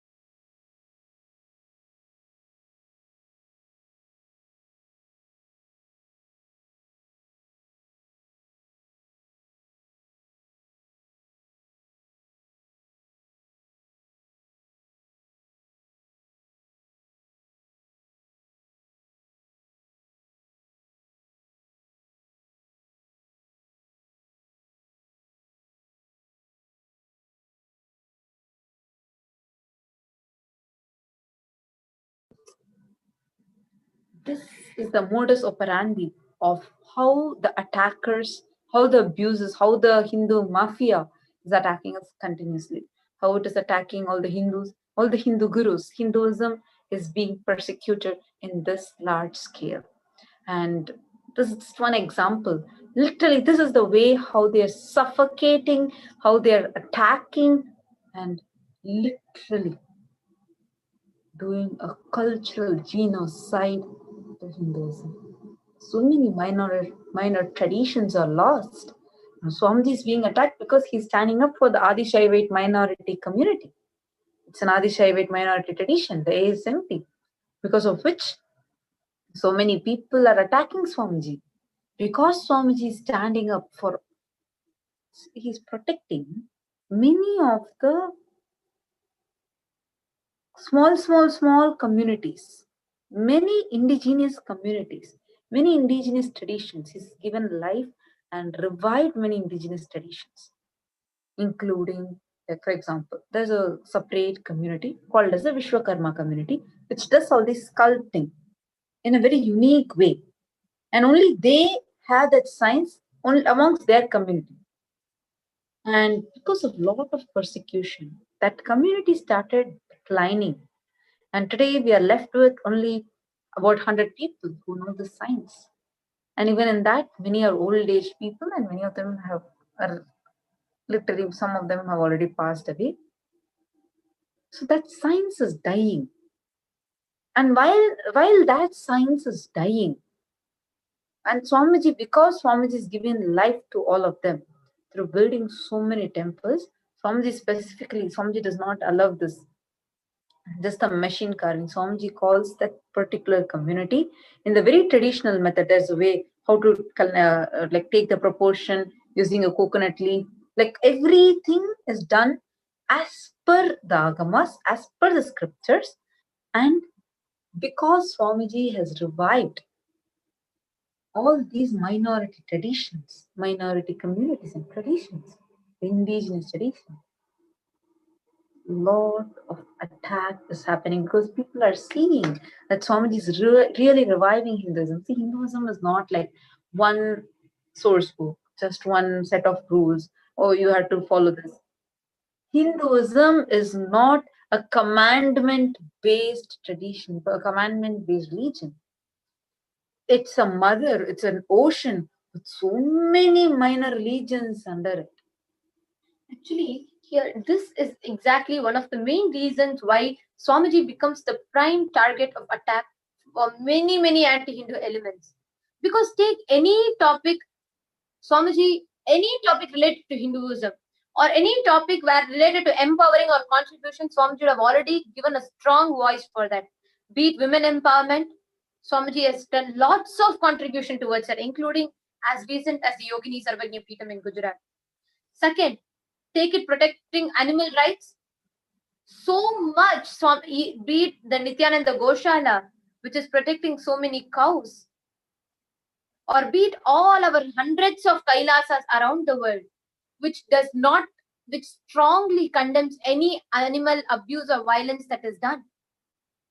Take it, or be it the gender issues, the LGBTQ community. Swamiji has spoken about the 11 genders elaborately. He actually stands up protecting the LGBTQ rights, which is again so many Hindu nationalists are trying to attack Swamiji because of it. And many, like actually as she was mentioning, there are so many cows that have been saved from the slaughterhouses. There are more than thousands of cows that have been saved, rescued from the slaughterhouses and given life. And same way, be it giving sannyas, where today women who want to take sannyas are not given a proper safe ecosystem and ambience. And Swamiji, hundreds of women are safely able to live in a protected, safe environment and given sannyas, the lifestyle of sannyas. And be it giving education, to stand up for the right education. Swamiji's already done the contribution on that. Any aspect you take, which people are afraid to talk about, Swamiji has not just boldly given a voice, he has contributed proactively and immensely in each of those fields. That is why time and again, every attacker, every anti-Hindu element is not able to tolerate Swamiji's guts, Swamiji's courage, confidence into stepping into every field and being successful wherever he is stepping into. That is what makes so many anti-Hindu elements now, as recent as this cunning Kulnari Janardhan, who shamelessly, just because of the female empowerment that Swamiji has done, who started attacking Swamiji, this Kulnari Janardhan, was not able to tolerate. So time and again, it is Swamiji's loud support and proactive contribution in each of these fields, again and again, that makes the abusers apply the same cheap tactic. They all will come in the guise of a devotee. One group will come, and from outside, one group will attack, and they will suck the energy, they will suck the time, treasure, energy, everything from the Sangha. Make sure it is getting destabilized, and finally make sure it get collapsed. If not for Swamiji, today this whole Hinduism would have succumbed to these continuous spiral attacks and abuse without someone to stand up, someone to herald and to lead all of us. In spite of all of this, Swamiji has always grown bigger than all the attacks. Someone tried attacking Swamiji, telling, oh, Swamiji's and this whole monastery campus is like this, people are made to do this, people are made to sweep the floor. So stupidly, the Indian media, the Kannada media channels portray, telling, oh, people are made to sweep and torture. All these stupid claims. Swamiji just made it all too silly by expanding the campus with hundreds of international people from international communities everywhere being able to come in and live the lifestyle. Again, people tried attacking, telling, oh, see, there are so many Westerners, everyone, we will stop them in the airport, we will not let them do. Actually, so many people, I still remember many people who wanted to come for our programs. So they would be denied, like in the airport, when they enter the airport, if they are spotted wearing the mala with Swamiji's dollar in it, they would be stopped at the airport and they would be asked to wait. They would tell that there are some officials who are going to come and check them. No reason. They'll be made to feel like very insecure, such that they would feel like, oh my God, I should have never written to this place. So like that in the airport itself, it's actually a tight-knit, huge mafia gang sitting in all these different places. So even when the people come into the airport, they'll stop them there.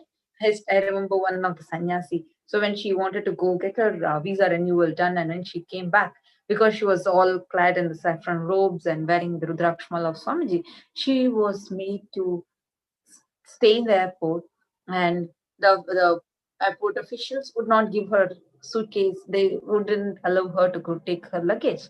And when she asks why, they're like, oh, you're a devotee of Swamiji, then you can wait. Like, there is no reason. And so blatantly, I just don't understand. They're so like clearly on the face telling that we are attacking you only because you are a devotee of Swamiji. And when this kind of attacks happened, simply Swamiji expanded the mission itself internationally, where in more than 500 cities, we have monasteries, temples, gurukuls, goshalas, annalayas, and libraries, so many things in hundreds of countries around the world. And again, people tried telling, oh, no, Swamiji should not be here in his own campus. We will go attack. People tried jumping into the campus, barging inside the campus. People tried to shut down his Gurukul, telling no, these kids are made to study over time. Kids are made to study like this, and kids are made to do this, do that. Nothing of that was true. Kids are only study only for 4 hours. Absolutely. And we were able to ace in exams and manifest so many powers and show. We were living so happily that any clipping that the media had to show telling that we were tortured also, you will see all the kids will be smiling, enjoying, because there is no where we were, that was not even true. So they were not able to substantiate what they were talking. But even at that time, once when we had gone, like the government officials, they called the child welfare committee. So they had come and they told that, like as she was mentioning, Gurukulos, when the Gurukul was getting attacked, so they said that all the Gurukul kids, we need to talk to you all individually. We know that you are attacked. And we are like, no, we are not. We're like very happy. They came and tried calling us separately one by one and tried asking. We were like, no, we are completely happy. So they said, okay, you all are being brainwashed. So now we are going to call your parents. And we were like, yes, please call the parents. Then they claimed that we don't have any parents. And we got all of our parents to the campus. And then we all were asked to go to the CWC office. So what they did, they put us all into a room. They closed the room. So they shut us all in a room. And we all were sitting and we all had nothing to do. Like we were talking to each other, like in a whole room for almost 2 hours. And when we wanted to go get some food so we all can eat, they didn't allow us. And suddenly they got in a camera and started trying to get all kinds of reactions from children, trying to agitate them and trying to make them sad. See, not when you're normally just sitting like this, they started showing that with the sad music in the background, and this is without taking any of our, see, minors cannot be shown on the TV without their parents' consent, and none of the parents were okay with it. A child welfare committee is allowing a media channel to come and go live, and this whole thing is under their plot. And like we have just gone and got stuck under their plot because they came and they said, no, it's like we have all rights to come and check. We feel this place is not safe, so you guys have to come out. And we were like, why? And when we are going to ask for our rights, this is what we were subject to. And they're trying to portray us as if we're sad. They don't wear like a very melancholic music with all of us just sitting, just normally sitting. And when all of this happened, simply Swamiji made all of these guys so silly by expanding the Gurukul. And we have every day over thousands of children joining for the weekend Gurukuls, joining for the online Vidyalayas, and so many children everywhere sharing how joyful it is to be a part of Gurukul somewhere. And this whole persecution and stupid attack that they started became so silly and redundant. Finally, they decided all of this is not going to work out. Let us barge in and let us start trolling Swamiji, taking his statements, manipulating his statements. Let us make troll everywhere. And they started that.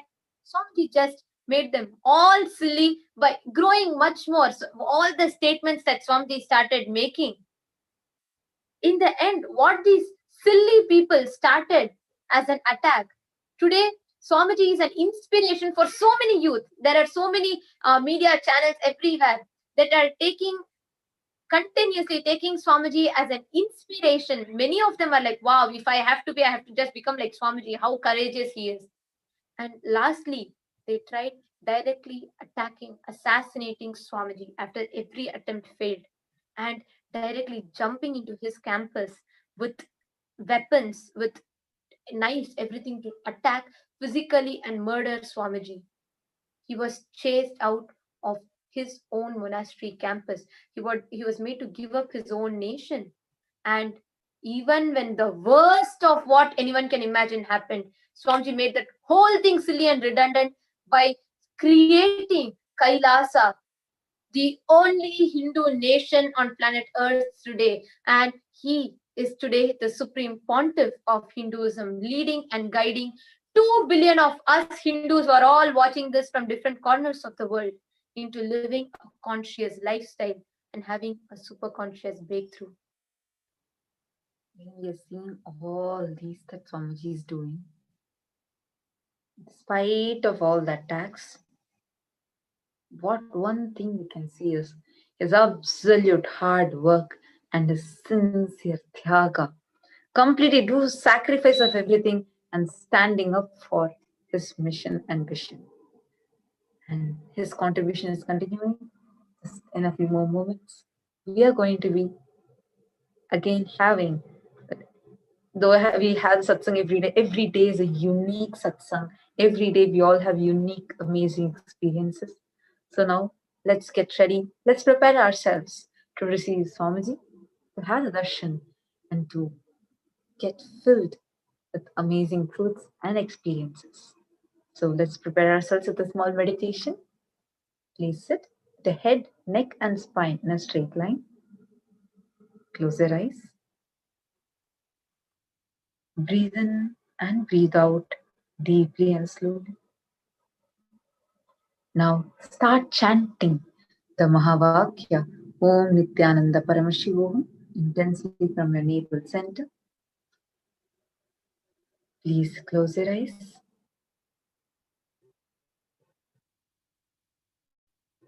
Om Nithyananda Paramashivoham. Om Nithyananda Paramashivoham.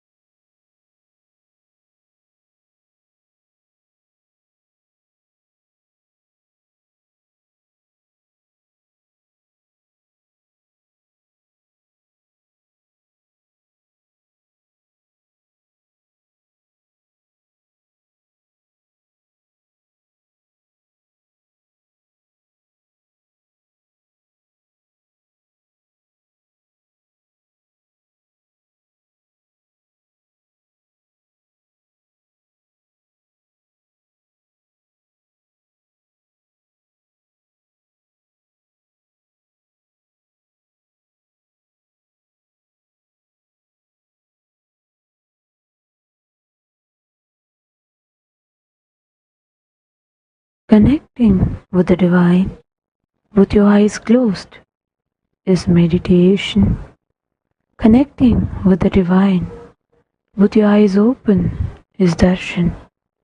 Come, let us all now move from meditation to darshan. Slowly, very slowly, please open your eyes.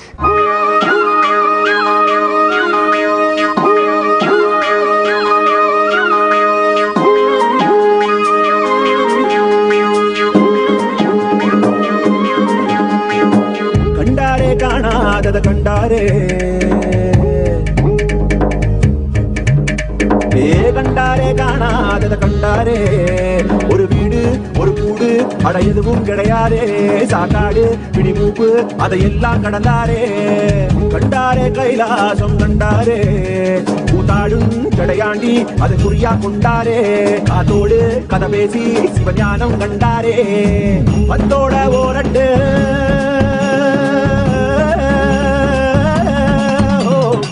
பத்தோட 18 சித்தர்கள் விளையாட்டு எத்தனை பேருக்கு தந்தாரோ விளையாட்டு சித்தங்கா போக்கு சிவம்போக்கு என சொன்னாரே பித்தங்கா போக மருந்தாக தினம் வந்தாரே வடகாசி தென்காசி வழியோரன் சித்தரடி ஐயாத்தி முடிஞ்சாக்கா அடையாளம் கண்டுபிடி கண்டாரே காணாதத கண்டாரே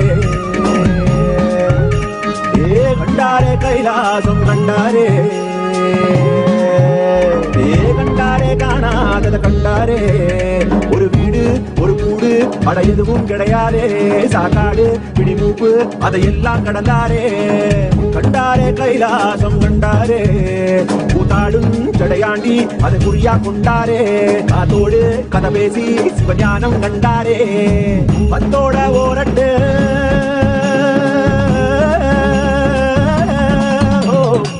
பத்தோட 18 சித்தர்கள் விளையாட்டு எத்தனை பேருக்கு தந்தாரோ விளையாட்டு சித்தங்கா போக்கு சிவம்போக்கு என சொன்னாரே பித்தங்கா போக மருந்தாக தினம் வந்தாரே வடகாசி தென்காசி வழிதோறும் சித்தரடி ஐயாத்தி முடிஞ்சாக்கா அடையாளம் கண்டுபிடி கண்டாரே காணாதத கண்டாரே கண்டாரே கைலாசம் கண்டாரே கண்டாரே காணாதத கண்டாரே ஒரு வீடு ஒரு கூடு அட எதுவும் கிடையாதே சாக்காடு பிடிமூப்பு அதையெல்லாம் கடந்தாரே கண்டாரே கைலாசம் கண்டாரே கூத்தாடும் சடையாண்டி அதை குறியா கொண்டாரே காத்தோடு கதை பேசி சிவஞானம் கண்டாரே பத்தோட ஓரட்டு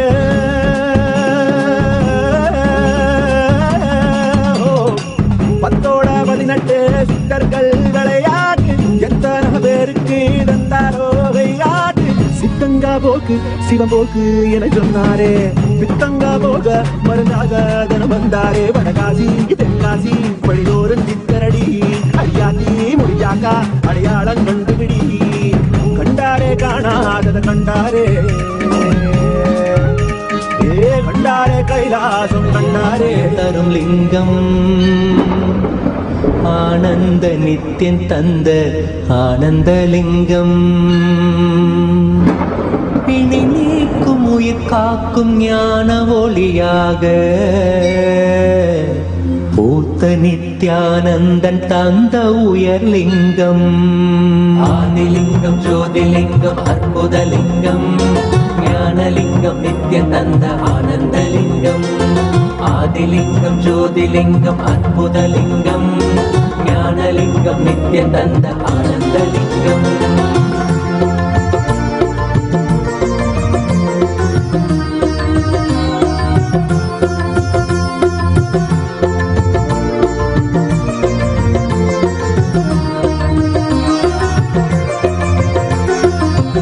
அருணயம் பதிதனிலே மலைவல வழிதனிலே அருமையாய் அமர்ந்த நித்யனானந்தலிங்கம். அருணையும் பதிதனிலே மலைவல வழிதனிலே அருமையாய் அமர்ந்த நித்யனானந்தலிங்கம். கருதிடும் அடியவரின் மலையெனும் துயர்களையே கடுகென உடைக்கும் நித்யனானந்தலிங்கம். கருதிடும் அடியவரின் மலையெனும் துயர்களையே கடுகென உடைக்கும் நித்யனானந்தலிங்கம். கவலைகள் விடிவுறவே அவலங்கள் பொடிப்படவே கருணையின் அருளழகாய் ஆனந்தலிங்கம். கவலைகள் விடிவுறவே அவலங்கள் பொடிப்படவே கருணையின் அருளழகாய் ஆனந்தலிங்கம். சுயமதை உணர்த்திடவே சுகமதில் நிலை பெறவே தவநிலை உயர்த்தும் நித்யனானந்தலிங்கம். சுயமதை உணர்த்திடவே சுகமதில் நிலை பெறவே தவநிலை உயர்த்தும் நித்யனானந்தலிங்கம். தவநிலை உயர்த்தும் நித்யனானந்தலிங்கம். ஆதிலிங்கம் ஜோதிலிங்கம் அற்புதலிங்கம் ஞானலிங்கம் நித்யானந்த ஆனந்தலிங்கம்.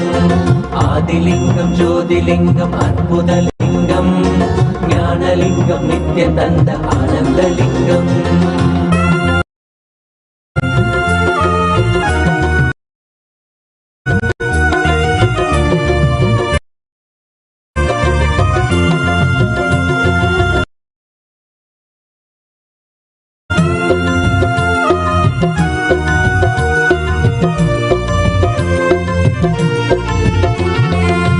பிணிகளை போக்கிவிடும் பிறவியும் போக்கிவிடும் உயர்நிலை வாழ்வளிக்கும் ஆனந்தலிங்கம். பிணிகளை போக்கிவிடும் பிறவியும் போக்கிவிடும் உயர்நிலை வாழ்வளிக்கும் ஆனந்தலிங்கம். மனிதர் கரியதொரு அரூபரூபமெனும் அஜோமுகத்தை காட்டும் ஆனந்தலிங்கம். மனிதர் கரியதொரு அரூபரூபமெனும் அஜோ முகத்தை காட்டும் ஆனந்தலிங்கம். அமரர்கள் உலகமெல்லாம் அருள் பெற விரதம் கொண்ட 1008 நித்யனானந்தலிங்கம். அமரர்கள் உலகமெல்லாம் அருள் பெற விரதம் கொண்ட 1008 நித்யனானந்தலிங்கம். குணக்கடல் குவலயத்தை குறைவின்றி காக்க எங்கள் குரு நித்யானந்தன் தந்த ஆனந்தலிங்கம். குணக்கடல் குவலயத்தை குறைவின்றி காக்க எங்கள் குரு நித்யானந்தன் தந்த ஆனந்தலிங்கம். குரு நித்யானந்தன் தந்த ஆனந்தலிங்கம். ஆதிலிங்கம் ஜோதிலிங்கம் அற்புதலிங்கம் ஞானலிங்கம் நித்யானந்த ஆனந்தலிங்கம். ஆதிலிங்கம் ஜோதிலிங்கம் அற்புதலிங்கம் ஞானலிங்கம் நித்யானந்த ஆனந்தலிங்கம்.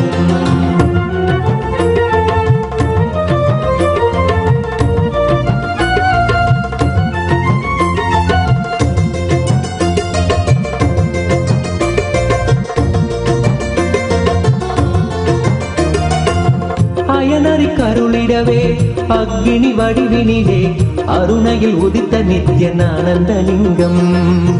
அயனறி கருளிடவே அக்னி வடிவினிலே அருணையில் உதித்த நித்யனானந்தலிங்கம். அன்பருக்காதரவாய் ஆலமிடற்றினிலே கட்டிய நாதம் நித்யனானந்தலிங்கம்.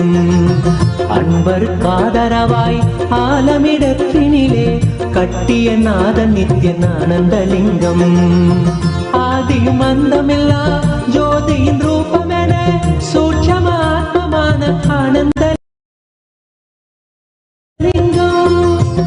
ஆதியும் அந்தமில்லா ஜோதியின் ரூபமென சூட்சமாத்மமான ஆனந்தலிங்கம். முக்தர்கள் பக்தரெல்லாம் முக்தி அடைந்து விட மூலமதாக நின்ற ஆனந்தலிங்கம். முக்தர்கள் பக்தரெல்லாம் முக்தி அடைந்து விட மூலமதாக நின்ற ஆனந்தலிங்கம்.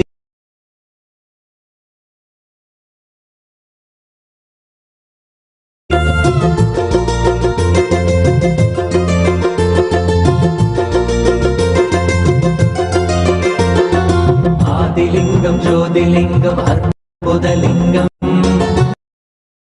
ஞானலிங்கம் நித்யானந்த ஆனந்தலிங்கம் ஆதிலிங்கம் ஜோதிலிங்கம் அற்புதலிங்கம் ஞானலிங்கம். ஓம் நித்யானந்தேஸ்வர Paramasiva சமாரம்பாம்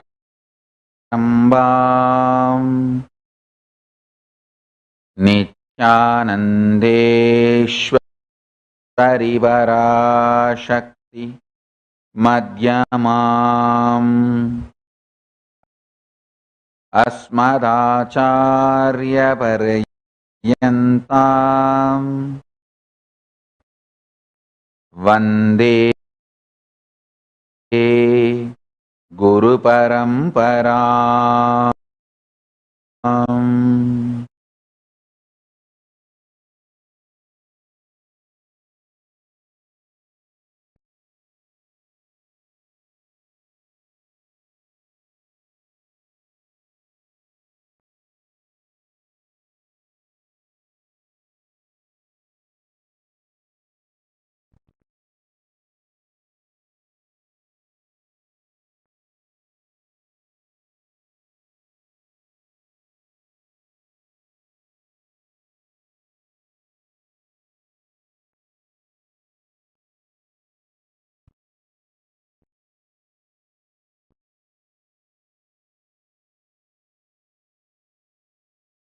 I welcome you all with my love and respect. I welcome all the devotees, disciples, Samajis, Satsangis, Srimahans, Mahans,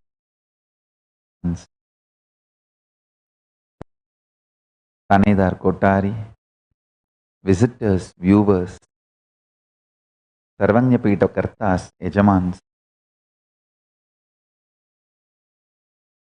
sitting with us all over the world, all the Kailasas, ministers, ambassadors, diplomats, e-diplomats, citizens, consulate generals and supporters, Mantreshwaras, Vidyeshwaras, Ganeshwaras, Lokeshwaras, Astreshwaras, Paramashiva Ganas, Paramashivoham Season 11 participants,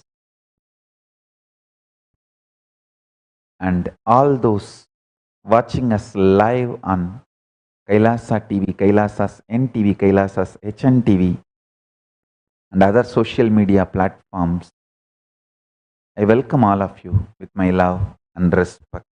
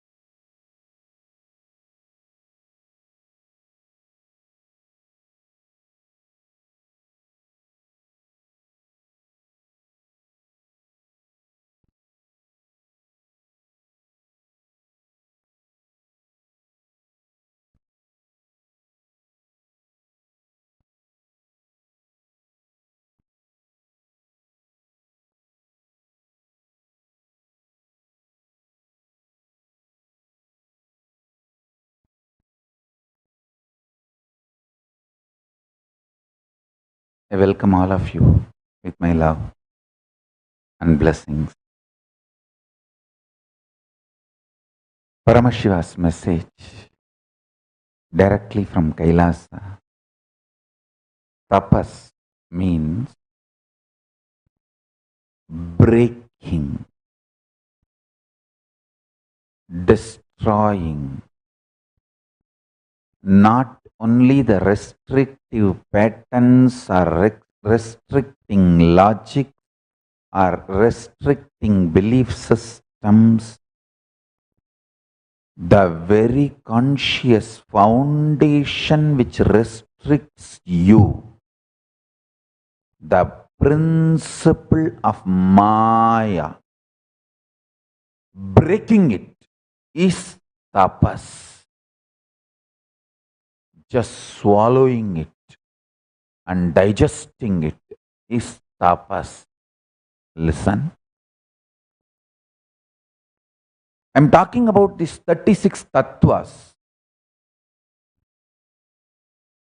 Shiva tattva, Shakti tattva, Sadashiva tattva, Ishvara tattva. First I explained about Shiva tattva, Shakti tattva and Sadashiva tattva. Now I am going to explain Ishvara tattva. Please understand, this is where is the zone where human mind and Paramashiva, both of them are meeting. See, till Sadashiva tattva, it's inconceivable for human mind, human beings. It's absolutely unreachable for you. Ishvara tattva is the space where you and me meet. You and Paramashiva meet. So listen. You need to have introduction about tapas. Tapas means not just breaking restrictive patterns, not just breaking restricting mental setup, not just breaking restricting logic, but breaking the restricting consciousness itself. I'll give you an example.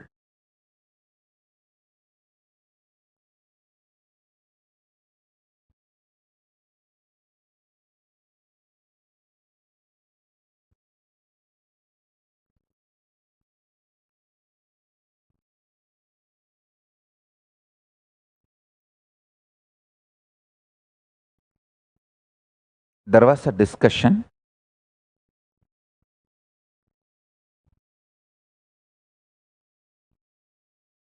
between my three gurus, Vibhudanandapuri, Yoganandapuri, Isakki Swamigal,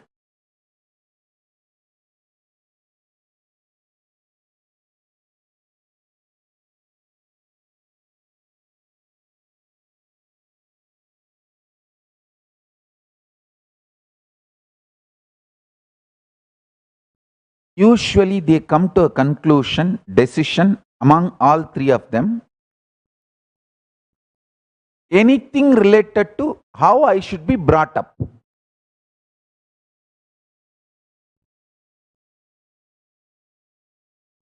What kind of a training should be given to me? What kind of a manifestation should be done? Usually they complete among themselves. All these three will sit and discuss. Is this training needed? Is that training needed?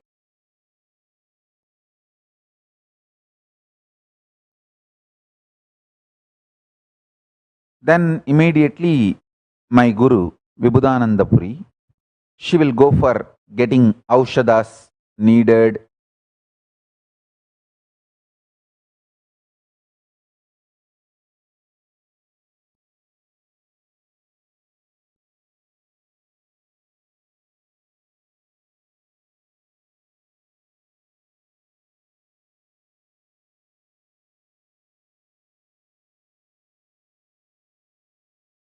But this time, all three did not come to a conclusion. They discussed and then they went to Yogi Ram Surat Kumar They even reached out to Tiruchi Swami, all the other siddhas who were in the body at that time. So when they tried to reach out all of them, I realized something is serious. They are discussing and planning.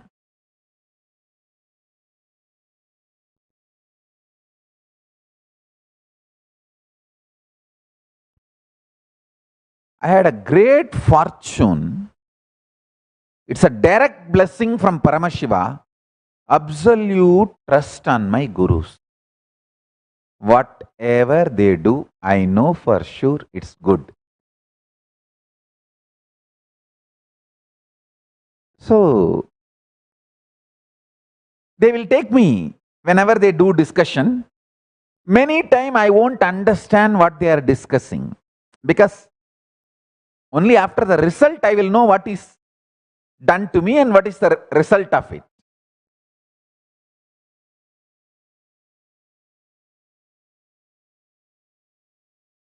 Because once I remember they brought my Guru Vibhudananda Puri, she brought a herb and poured in my eyes. I did not blink the eyes for almost 3 months.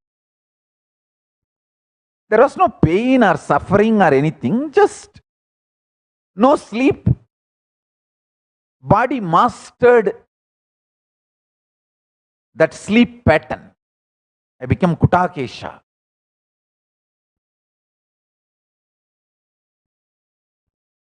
So many wonderful things I saw because of my Guru's Guru Parampara. I should say, I am not the product of one Guru. So many of them sincerely, intensely worked on me and made me. So Nithyananda is the fruit of the tree which had multiple roots. So each of my Guru is one root. The contribution of Annamalai Swamigal, Kuppammal, Vibhudananda Puri, Raghupati Yogi, Isakki Swamigal, Tiruchi Swamigal, Yogi Ramsurat Kumar, I cannot forget or miss or underrate, disrespect any one of their contribution directly in molding me. Sorry, I missed some names like Panduranganar, Muduverum Pulavar. He is called as a great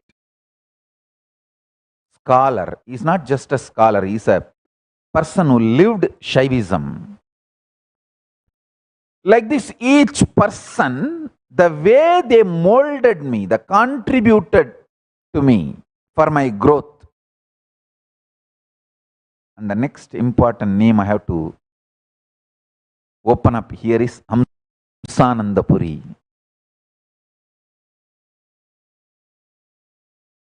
Understand?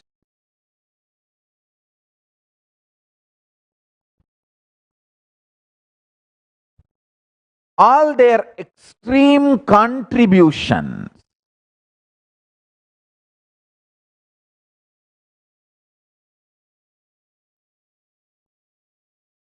in every level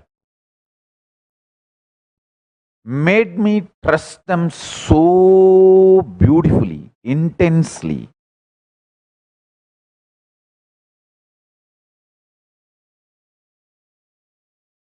So the discussion was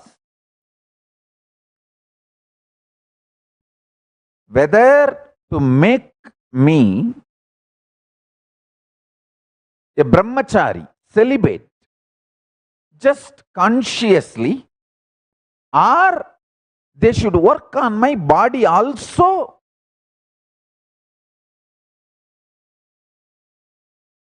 And make it as a permanent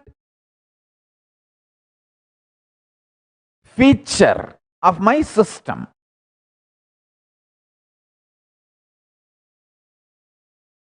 So the discussion went on. Because it is a major decision, they all want to have a second opinion.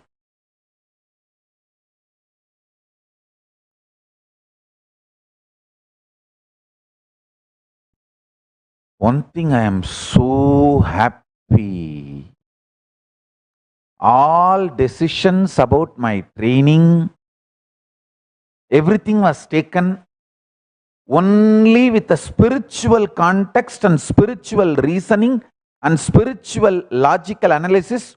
No laws of the country is allowed to interfere and destroy my evolution, my training. Wow, Paramashiva. I am absolutely thankful to Arunachaleshwara for that great boon. Never ever one more Nithyananda can be produced in India anymore. It's not curse. I don't want to curse. I'll never curse.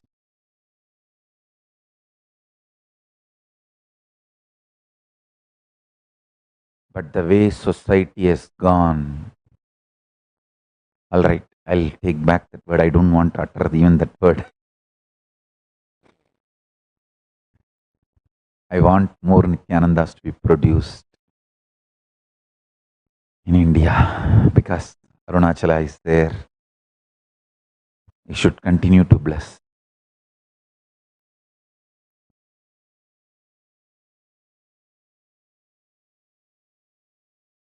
Listen, let me just convey what I am trying to convey.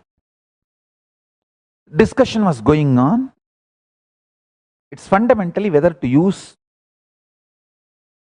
a special herb called Garuda Mooligai. I was doing research about it to show it to you all. I have a small video clip.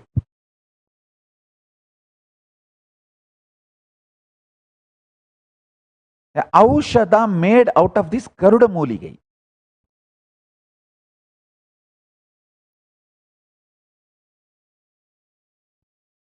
Need to be used. I'll show you that Garuda Mooligai. We are getting it. Listen to the story first. Then I'll show you that. This herb has to be connected and added with few more herbs.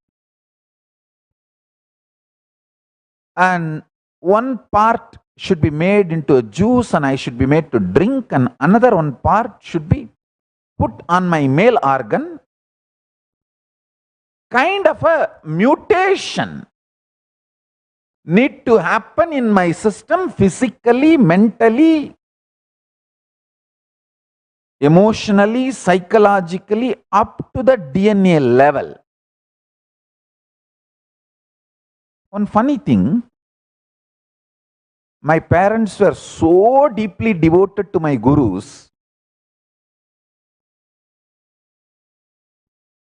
My gurus never felt that they need to discuss with my parents.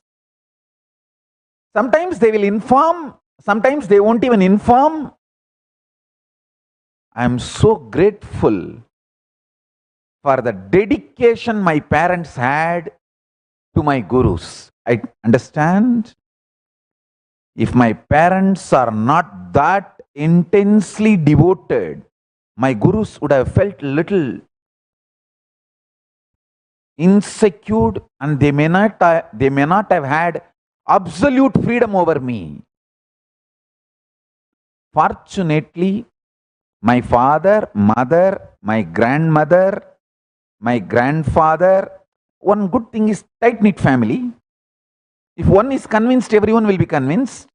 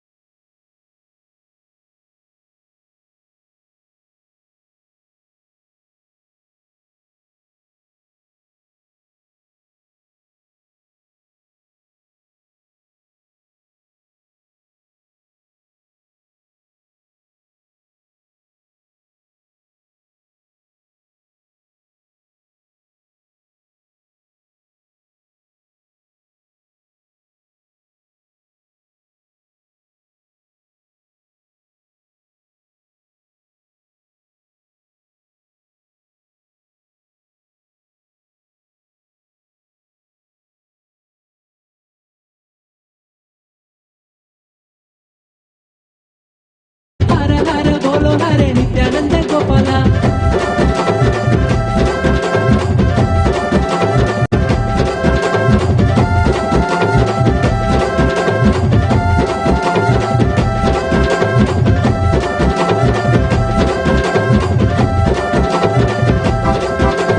Hara Hara Bolo Hare Bhakta Manohara, Bhakta Manohara, Nithya Manohara. Hara Hara Bolo Hare Bhakta Manohara, Bhakta Manohara, Nithya Manohara. Hara Hara Bolo Hare Bhakta Manohara. तुमको नित्य नटवरा लाला, तुमको नित्य दीन दयाला, तुमको नित्य नटवरा लाला, तुमको नित्य दीन दयाला.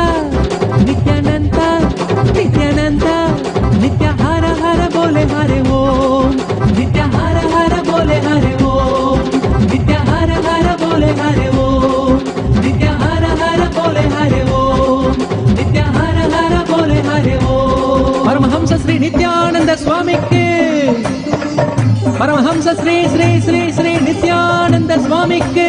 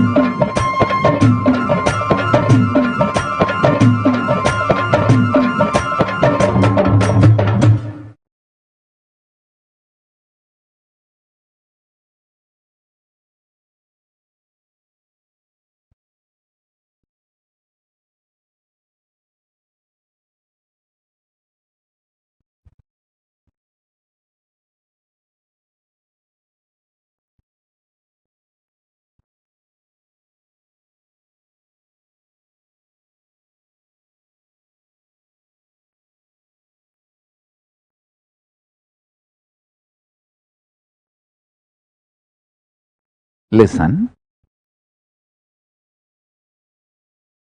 Sorry for the technical glitch. Listen.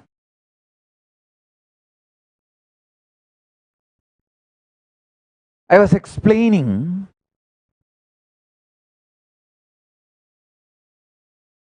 the alchemy work my gurus have done on me.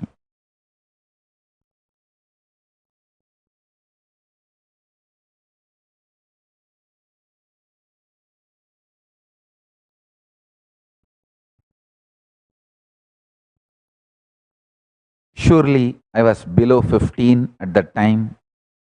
I'm not able to remember exact year, but surely below 15. That much I'm sure. My three gurus, Isaki Swamigal was also part of the discussion. It means it is before 1991.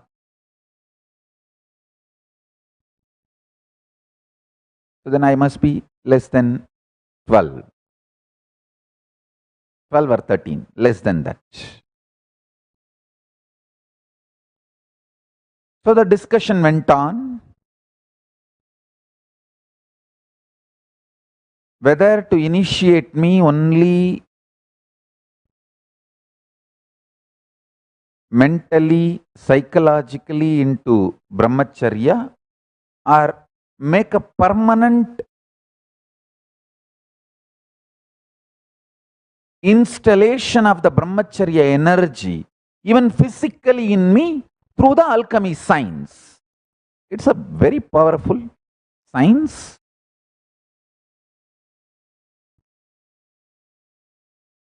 And I wanted to put it on record here. I am absolutely grateful for the dedication of all my gurus,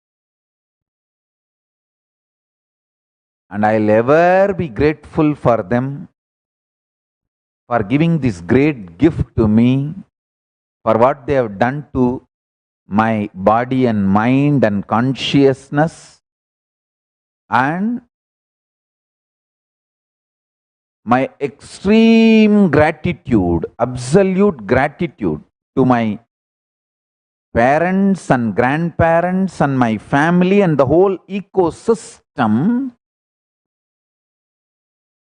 which had absolute trust on my gurus and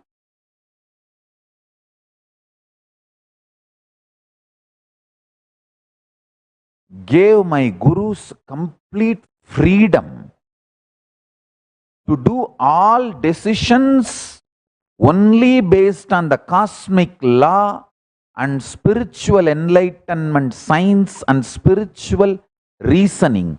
Never a local country's law could interfere, impact, intimidate their training on me, their alchemy process on me. I am absolutely grateful first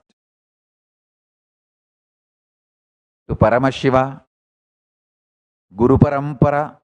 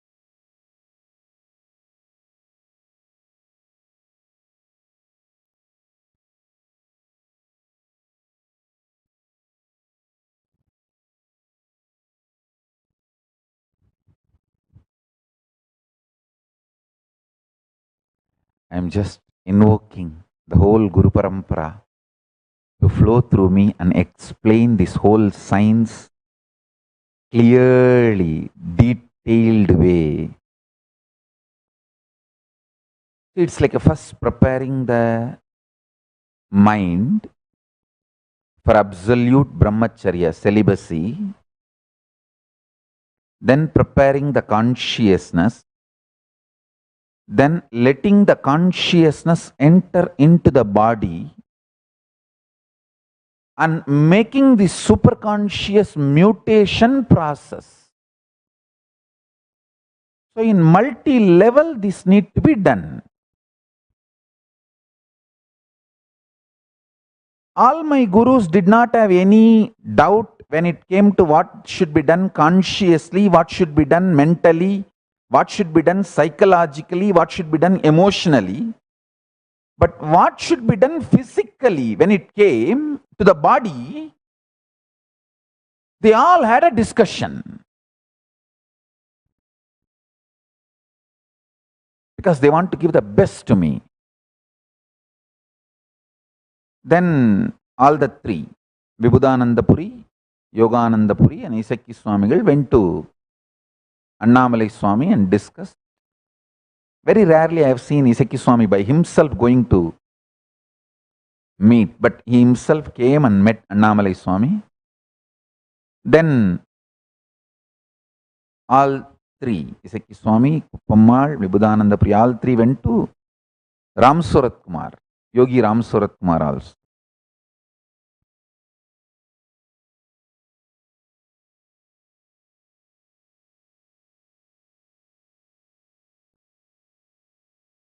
Then they reached out to Tiruchiswami. Tiruchiswami usually used to come to Tiruvannamalai every year for Kartike Deepam festival that time. Sometimes even other times he used to come. So they reached out to Tiruchiswami, the head of the Kailash Ashram in Bangalore. Some discussions went on and on and on. Finally, they reached out to Hamsananda Puri, who used to stay in Kashi, who is my sannyasa guru and who gave sannyasa initiation, to keep that Puri Sampradaya, Parampara, the Vedanta Dasanami Parampara.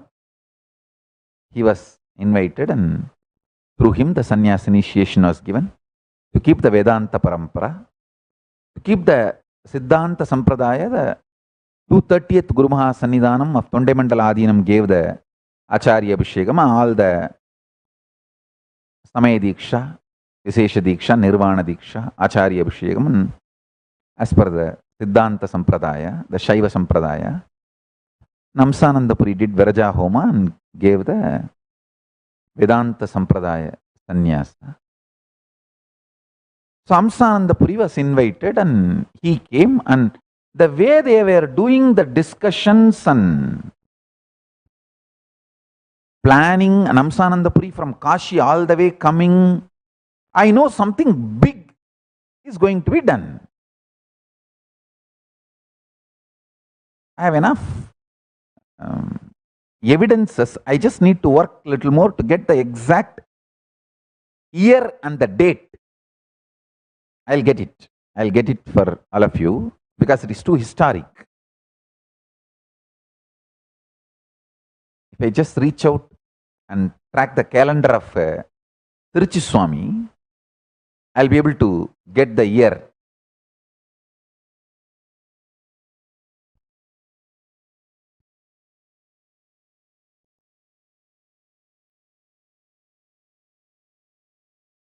When this was, the process was done, understand this principle. Tapas means not only breaking the restricting logic, restricting mind, restricting pattern, breaking the restricting consciousness itself.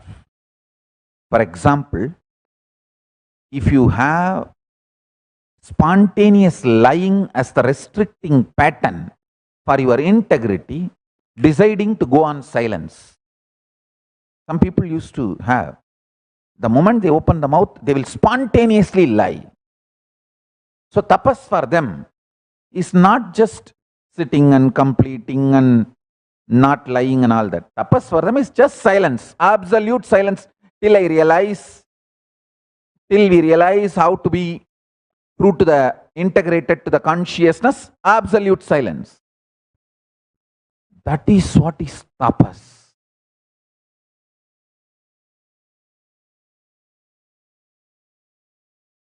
So my gurus were preparing my system, doing the whole alchemy process for me to manifest this superconscious energy, especially the superconscious mutation.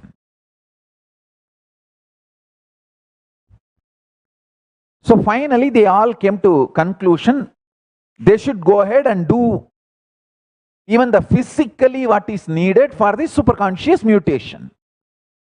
Decision made. Then they reached out to Hamsananda Puri, who used to stay in Kashi at that time and in Manikarnika Ghat. And then Hamsananda Puri brought one of his associate, close associate, sannyasi. His name was Naga Baba. Just Naga Baba, I think some Giri. His samadhi, means Hamsananda Puri's associate samadhi, is in Calcutta, Telghat. I thought it's Hamsananda Puri's samadhi, but later on I found out through various contacts, Hamsananda Puri had Jala Samadhi, means after he left the body was given into Ganga. So he did not have the Bhu Samadhi. His associate, who was also part of initiating me, his Samadhi is only there. He is also, I should consider him also as one of my guru, because in Naga Sampradaya, in Akkadas, all Naga Sampradaya, never one sannyasi will initiate you. Panchapuri, the Pancha Parameshwar, the 5 sannyasis will sit and initiate you. One will remove your shika, one will remove your Yajñobhavita, one will conduct the Vraja Homa. It is a tradition. So only 5 Pancha Parameshwar, as a 5 they will sit and initiate you. You are supposed to consider all the 5 as the gurus, your gurus. It's a tradition in Akkada. Hamsananda Puri was leading the team and he had other few sannyasis.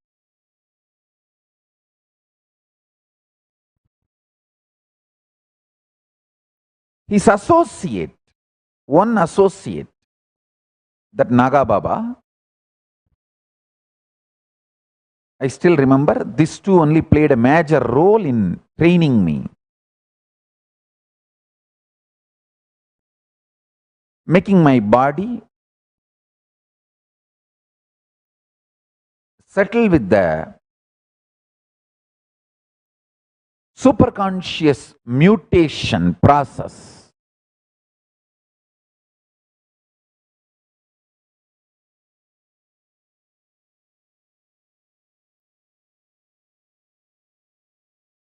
I want to put this on record.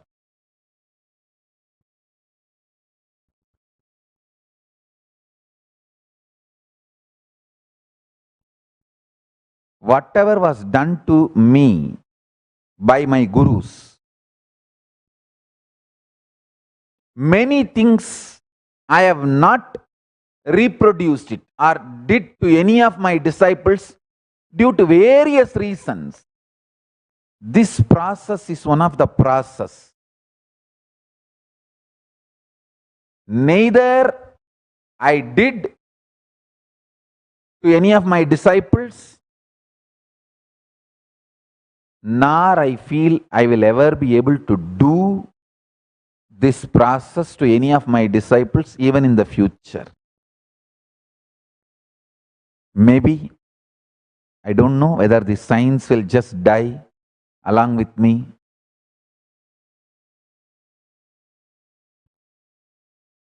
But let me put it on record. At least the story be kept alive for the future, for the sake of humanity.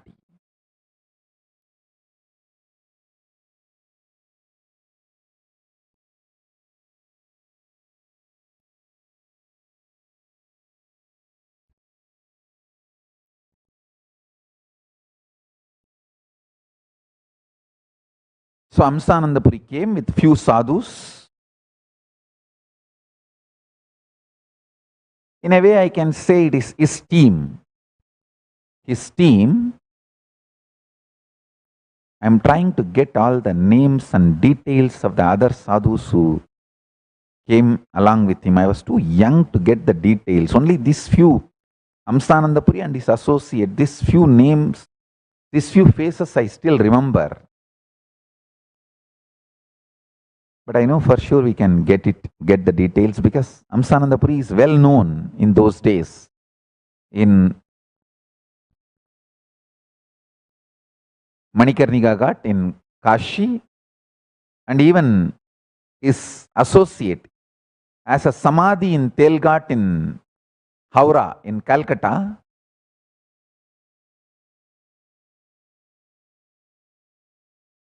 we will be able to dig the details. Hamsananda Puri was very closely, his Guru Pita is the Kashi Mahanirvani Akkada.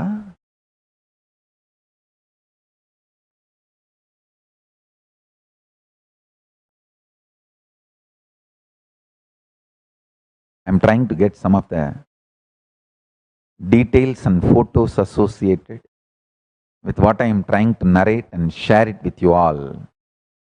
I tell you, this tapas,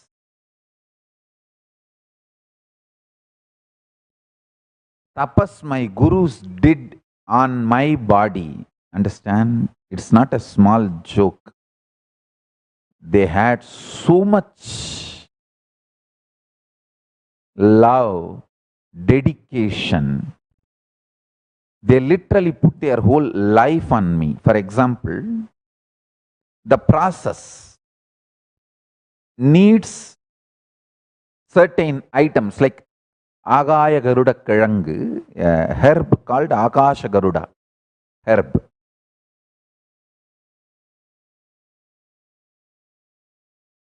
That need to be soaked in human blood. Means somebody has to cut the finger or something and give blood. And few more herbs need to be added and tied. That should be tied to my male organ. And it should be bound by the 9 metal chain, ori. It is called ori. In each metal, 1 thread. So the 9 threads should be tied, and it should be tied on my hip for a certain number of days. And this Akasha Garuda, this herb, is capable of breaking even the iron. If you just keep iron rod and keep this Akasha Garuda herb and press it, the iron rod will break. Actually, I wanted to do some research and show you all. Still the herb is available. Somebody has put in the YouTube. I have a video, I'll show it to you about this Akasha Garuda Kirangu.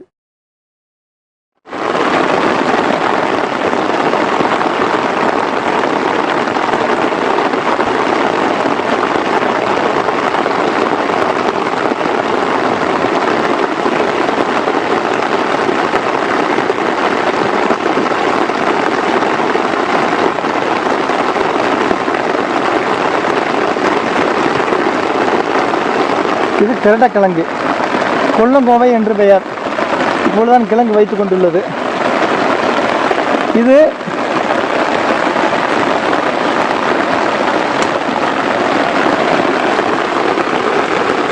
மீண்டும் தளர்த்து. இந்த கிரடக்கிழங்கு இரத்தத்தில் உள்ள கெட்ட கசடுகளை நீக்க வல்லது, இரத்தத்தை சுற்றி பண்ணும், உடம்பில் உள்ள சரும நோய்களை இது குணப்படுத்தும். இந்த கிழங்கை தோல் சீவிடப்பட்டு அறுத்து சிறு சிறு துண்டுகளை அறுத்து பாலில் வேக வைத்து நாம் வேக வைத்து அதை கழுவி சூரிய ஒளியில் காய வைத்து தினமும் 2 விரல் அளவு நாம் சாப்பிட்டால் உடம்பில் உள்ள நச்சுத்தன்மை, தோல் அலர்ஜி எல்லாம் நீங்கி, இரத்த சோகை, எல்லா விஷகடி கரப்பான்கள்லாம் நீங்கி உடம்பு பளபளமென்று மேனியாகும். இது ஆகாய கிரடக்கிழங்கு என்று பெயர். இது முழுவாக வளர்ந்தால் மிக பெரியதாக இருக்கும். இது ஒரு இரத்த சுத்தி மூலிகை. Listen, I'll show you even the video. This person using that herb and breaking a steel rod, iron rod. Let me tell you the whole story and then I'll show you.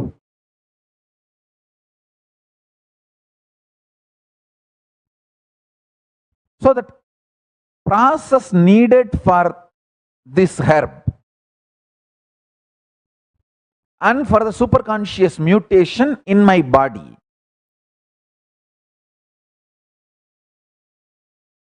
The herb need to be soaked in human blood, and then the Other herbs need to be added to it and tied to my male organ. And then the ori, the 9 metal chain, need to be tied. There was no second thought. One of my guru, Yogananda Puri, he decided, I'll give the blood, come on, let's do it. And Vibhudananda Puri, she just brought all her gold jewelry, including her Mangal Sutra, which is too sacred for any woman. She was married, so she brought her Mangal Sutra, all jewels, to make that ori chain. Their extreme dedication, tapas,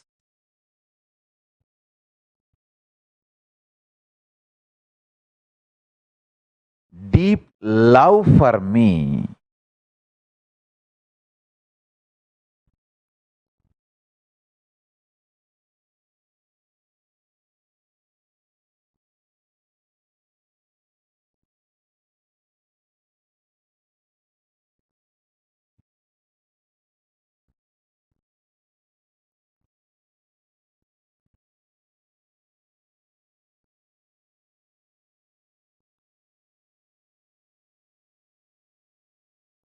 I don't know how to put this in words. One thing I can be sure.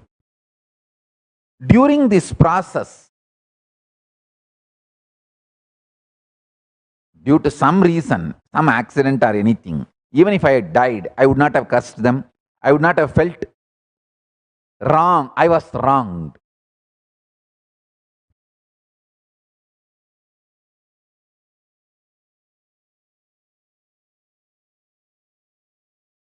Because I was seeing their love for me, their ferocious dedication for me.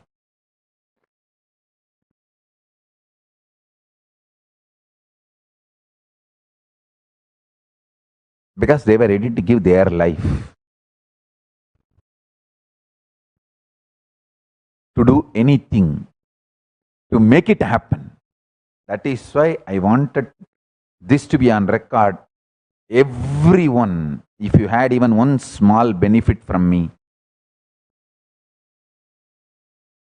you should know about my Guru Parampara, and their dedication is responsible for any good done to this world through this body.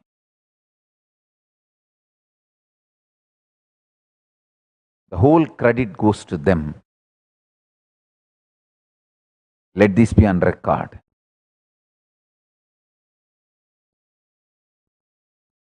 The Guru Parampara.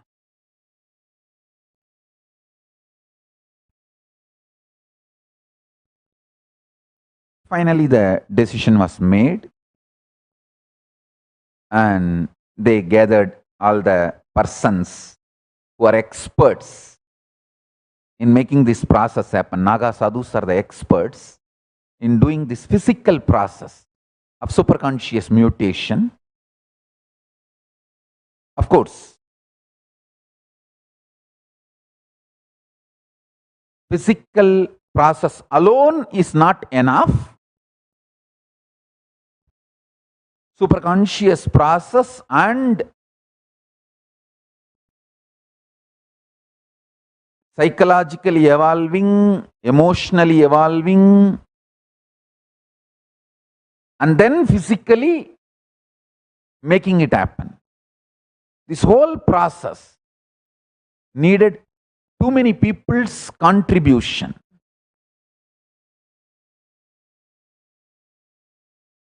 So finally the team, in those days there was no flight, there was only train. I don't know whether the flight was there, means the flying was that frequent inside India in those days. But I remember they came by train. They came to Chennai, and from Chennai they came to Tiruvannamalai. I was told that they came by train and with all their small bags and everything. I can see that they came by train, and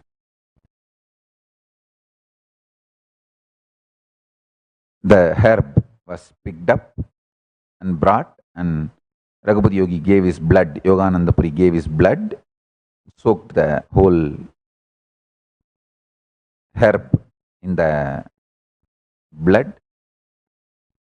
Then he had his first aid, and means like a band-aid and all that, and it got healed. He had a great power of healing his body just like that. And so he just healed it within just like that. So this whole thing was done, and they tied the herb into my body and tied it with that ori chain, that 9 metal chain, left it for 3 days.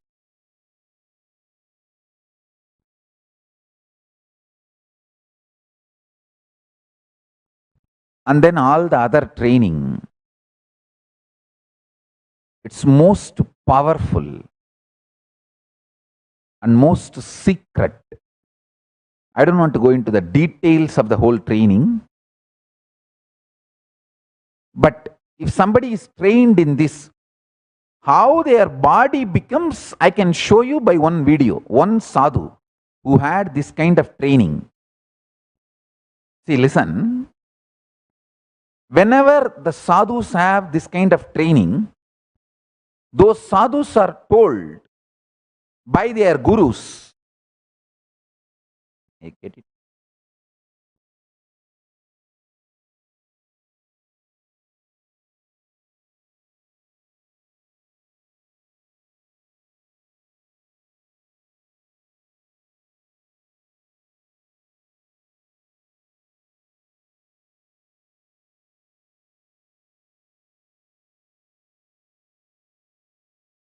Sorry for the technical glitch. I was organizing. We got it. Listen. Whenever the guru successfully manifests this superconscious mutation process on the disciple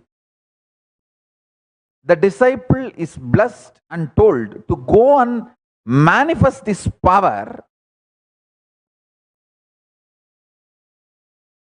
So one of the sadhu who successfully mastered this science, who went through this superconscious mutation process physically, was sent by his guru to pull my chariot in Kumbh Mela. We have the photograph and video record. I'll show you that. Please watch that. अपने सामान के साथ एक व्यक्ति को देखभाल के लिए अवश्य छोड़ें। जो श्रद्धालु घाटों पर स्नान कर रहे हैं, उन सभी श्रद्धालुओं से हमारा निवेदन है, कम समय में स्नान कर कर बाहर निकले, ताकि जो अन्य श्रद्धालु स्नान के लिए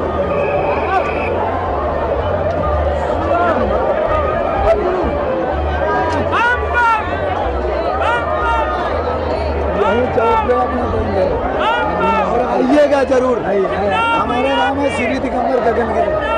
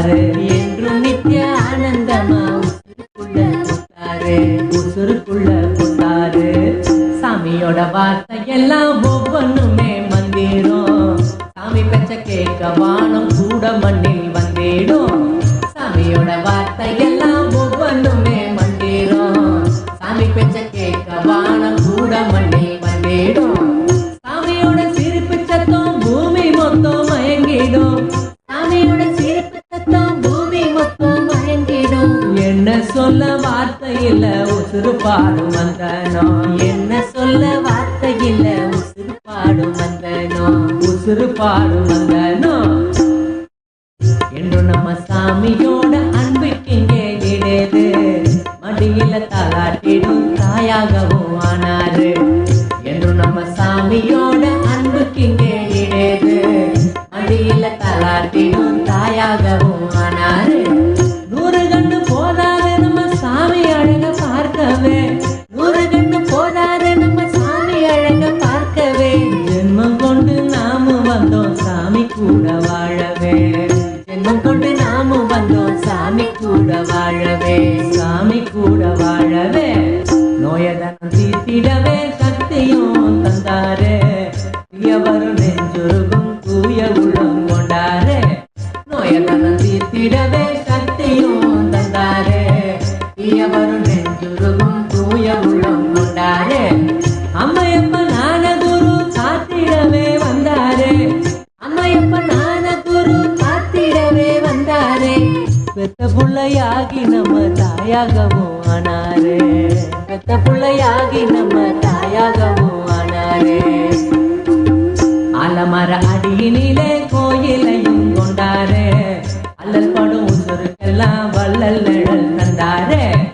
ஆலமர அடியினிலே கோயிலையும் கொண்டாரே அல்லல் படும் உசுருக்கெல்லாம் வள்ளல் நிழல் தந்தாரே நித்தனித்த ஆனந்தத்தை ஊத்தெடுக்க செஞ்சாரே நித்தனித்த ஆனந்தத்தை ஊத்தெடுக்க செஞ்சாரே புத்தம் புது வாழ்க்கையத்தான் நாளும் காண வச்சாரே புத்தம் புது வாழ்க்கையத்தான் நாளும் காண வச்சாரே அத்தனைக்கும் ஆசைப்பட நினைக்கும் போது ஏனுங்க கவலைய பார்த்து நாம அஞ்சிடணும் சொல்லுங்க அத்தனைக்கும் ஆசைப்பட நினைக்கும் போது ஏனுங்க கவலைய பார்த்து நாம அஞ்சிடணும் சொல்லுங்க ஆசை அளவுக்கு தான் கவலைன்னு சொன்னாரு ஆசை அளவுக்கு தான் கவலைன்னு சொன்னாரு ஆசைய குறைக்க இப்ப நிம்மதியும் போக்குதே ஆசைய குறைக்க இப்ப நிம்மதியும் போக்குதே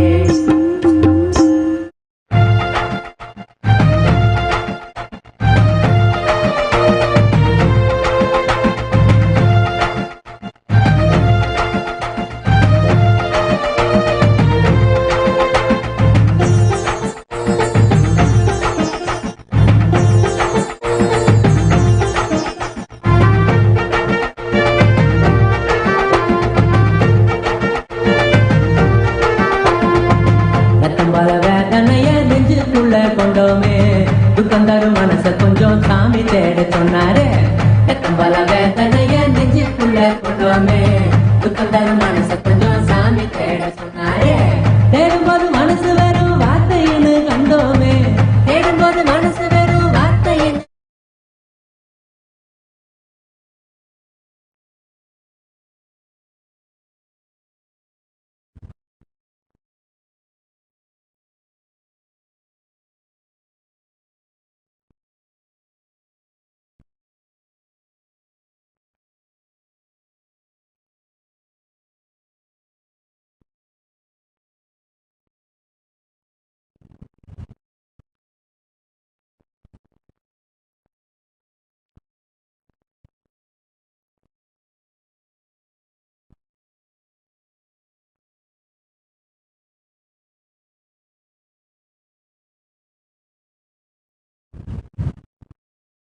Listen.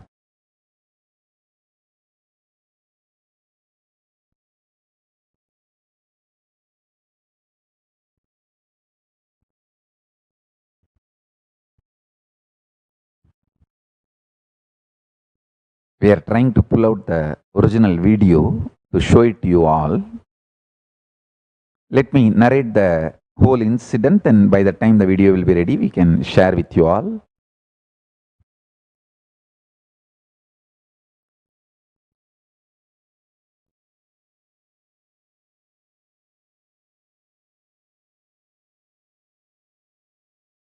Actually, these two sadhus who came and pulled my chariot in Kumbh Mela Shahi Snan through their male organ, their guru was part of the team which worked on my body.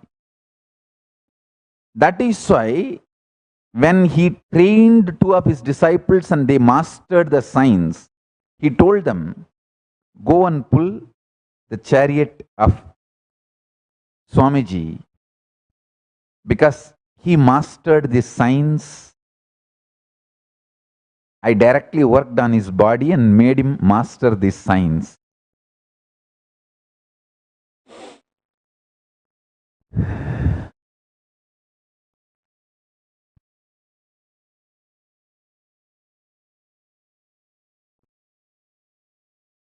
Actually, I need to show today two videos to both of you, to all of you. One about this Akasha Garuda herb, which can break even a thick steel rod.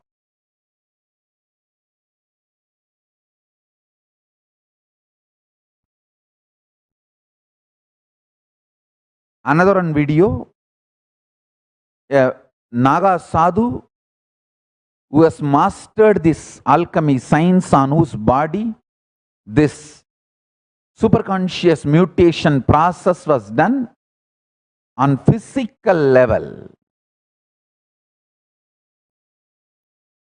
Maybe I'll compile both the videos and present it to all of you tomorrow in the tomorrow's satsang. Today, listen to the basic story line, means what I wanted to tell you all. Understand, tapas is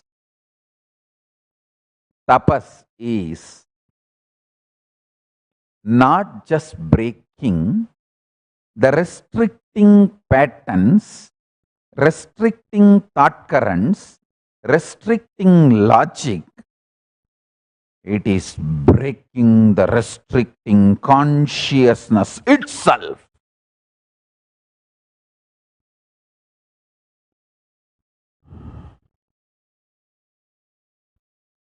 Tapas makes you Ishvara. The Ishvara Tattva in this 36 Tattva starts manifesting in you through tapas. Watch this satsang 2-3 times, because I've explained about Ishvara Tattva, what is tapas, and the tapas done on me by my gurus in every level. I'll give you both the videos tomorrow. One, the power of that Akasha Garuda herb. Another one, once the superconscious mutation is done in the physical level, how the body becomes powerful. A sadhu who successfully went through this process, just through this, his male organ, he pulled my chariot during the Kumbh Shahi Snan with my golden palki, not just my car, even my chariot. Twice he pulled on both Shahi Snan. They came and did. Even though I insisted not to, they said, no, my guru has ordered to do this. Respect. It is considered to be one of the form of the respect to enlightened beings. He said, my guru has ordered. Paramashiva Avatara, Shiva's incarnation is here. Go and do this worship to Swamiji, who is incarnation of Paramashiva. And then they both came and offered this service, worship, puja This is kind of a tapas. And I accepted their tapas and blessed them and sent them with whatever boons they wanted. That's different. But what it does to your body, I wanted to show to all of you. Later on, both the sadhus or their team came to even Bididi Ashram and demonstrated this power by pulling a car. Again, I requested the Naga sadhus to come and show it to all our Adinavasis, Kailasavasis. They came and showed. We have video records, and I'll show it to all of you. Maybe in tomorrow's Satsang, we are compiling. My team did not know that today I'm going to speak about this subject, so spontaneously I started sharing. They are pulling it out and we will share it with you all. Understand this tapas principle. Tapas makes you Ishvara, makes Ishvara Tattva manifest in you. Maybe tomorrow you can bring all your friends, family, everyone to understand the tapas next level. With these videos, I'll explain this whole superconscious spiritual alchemy process. Today it can be like introduction, and tomorrow I'll show it. I'll show you one small video how the Akasha Garuda herb can break the steel rod. See that, few seconds.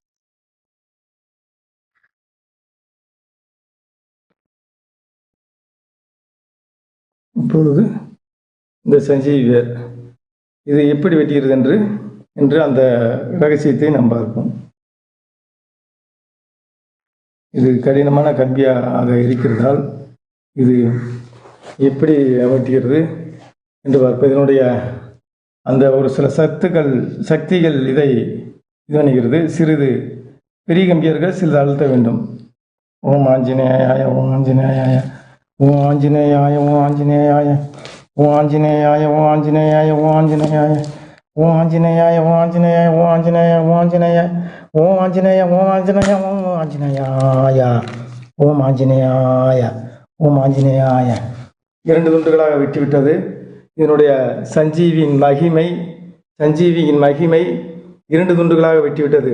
இரும்பு கம்பியை ஓம் காளி ஓம் நம சிவாய ஓம் காளி ஓம் நம சிவாய ஓம் காளி ஓம் நம சிவாய ஓம் காளி ஓம் நம சிவாய ஓம் காளி ஓம் நம சிவாய.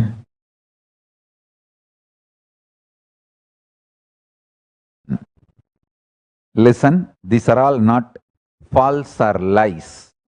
True. I myself have experienced the power of this kind of herbs in my life.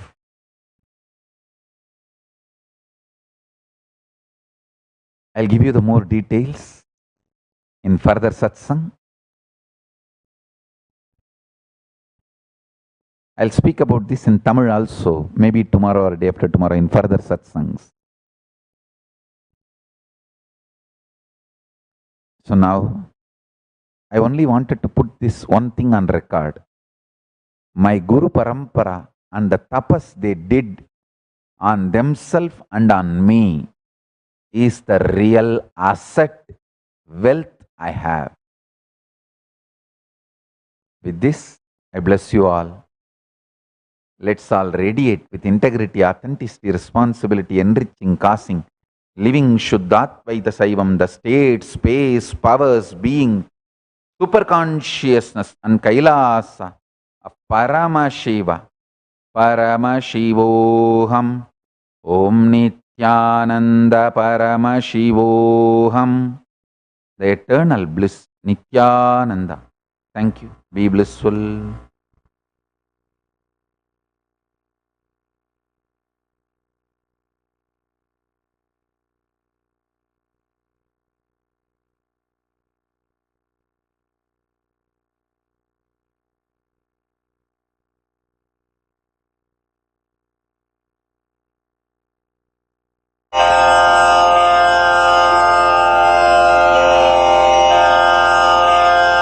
श्रीकैलासोन्नतद्वादशान्तश्यामलापीठारूढ श्रीमीनाक्षि सुन्दरेश्वरा भिन्नस्वरूप परशिवपुत्ररत्न Kumar गुरुमण्यतुल्यावतार श्रीपार्वतीस्तन्यपानलब्धदिव्यज्ञान विश्रुतसकलनिगमागमसारभूत द्राविडवेदप्रवक्त्रे श्रीमत्परमशिवकरुणासमधिगतमुक्तामयचतुरश्रयान गीयमान छत्रचामर श्रीचिह्नकाहलादिसमस्तबिरदावल्यलङ्कृत ज्ञानविज्ञानचक्रवर्ती सर्वजनसङ्घ सद्यो निर्वाणदीक्षाव्ययापवर्गवर्ष विश्राण जीमूत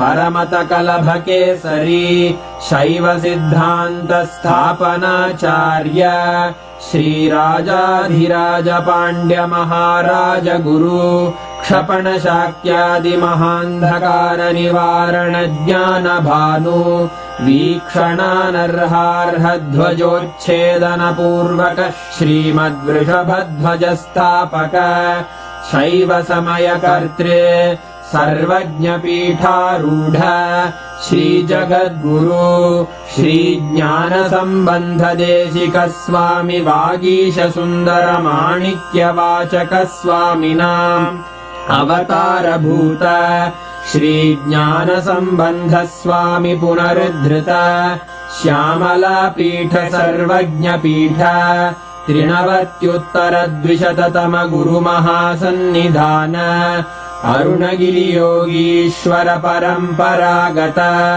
अरुणाचल सर्वज्ञपीठ गुरुमहासन्निधान कैलास परम्परागत काञ्ची कैलास सर्वज्ञपीठ 33 गुरुमहासन्निधान नित्योत्सव नित्यमङ्गल नित्यकल्याण नित्यरजित कैलास परम्परागत आदिकैलास नित्यानन्दपीठ महासंस्थान महासिंहासनपीठकर्तः साक्षात् श्रीपरमशिव समुद्भूत कैलास परम्परागत वैवस्वतमनु इक्ष्वाकु हरिश्चन्द्र भगीरथ श्रीरामचन्द्र शूरसेन इत्यादि अनवच्छिन्न सार्वभौम चक्रवर्ति परम्परागत 64 योगिनी मण्डित 64 सम्प्रदाय प्रवर्तक मनुधर्मशासन सूर्यवंश प्राप्त सर्वज्ञपीठ सुराङ्गी साम्राज्य मूर्धाभिषिक्त चूडामणे साक्षात् श्री परमशिव समुद्भूत कपिल महागुरु पुनरुद्धृत महानिर्वाणिपीठ 800 श्री महामण्डलेश्वर साक्षात् श्री परमशिव सिंहासनाभिषिक्त समस्त गणनायक श्री महागणपति समारंभ अनवच्छिन्न पीठाधीश्वर गुरु परंपरा प्राप्त अटल पीठ 800 श्री अटल पीठाधीश्वर धर्म मुक्ति स्वर्गपुर स्वर्ण पीठ 23 गुरु महासन्निधान कैलास परम्परागत आदिपीठ सर्वज्ञपीठ जगद्गुरो श्री कैलास पुनरुद्धारक श्री कैलास परमाचार्य श्रीमत्परमहंस परिव्राजकाचार्य वर्य सच्चिदानंद प्रणव स्वरूप श्रोत्रिय ब्रह्मनिष्ठ श्रीमज्जगद्गुरु श्रील श्री भगवत् श्री नित्यानंद परमशिव श्री ज्ञान संबंध देशिक परमाचार्य स्वामिन् अत्रागत्य परिपाल्य च अस्मान् विज्ञानवितरणेन विजयी भव जय जय।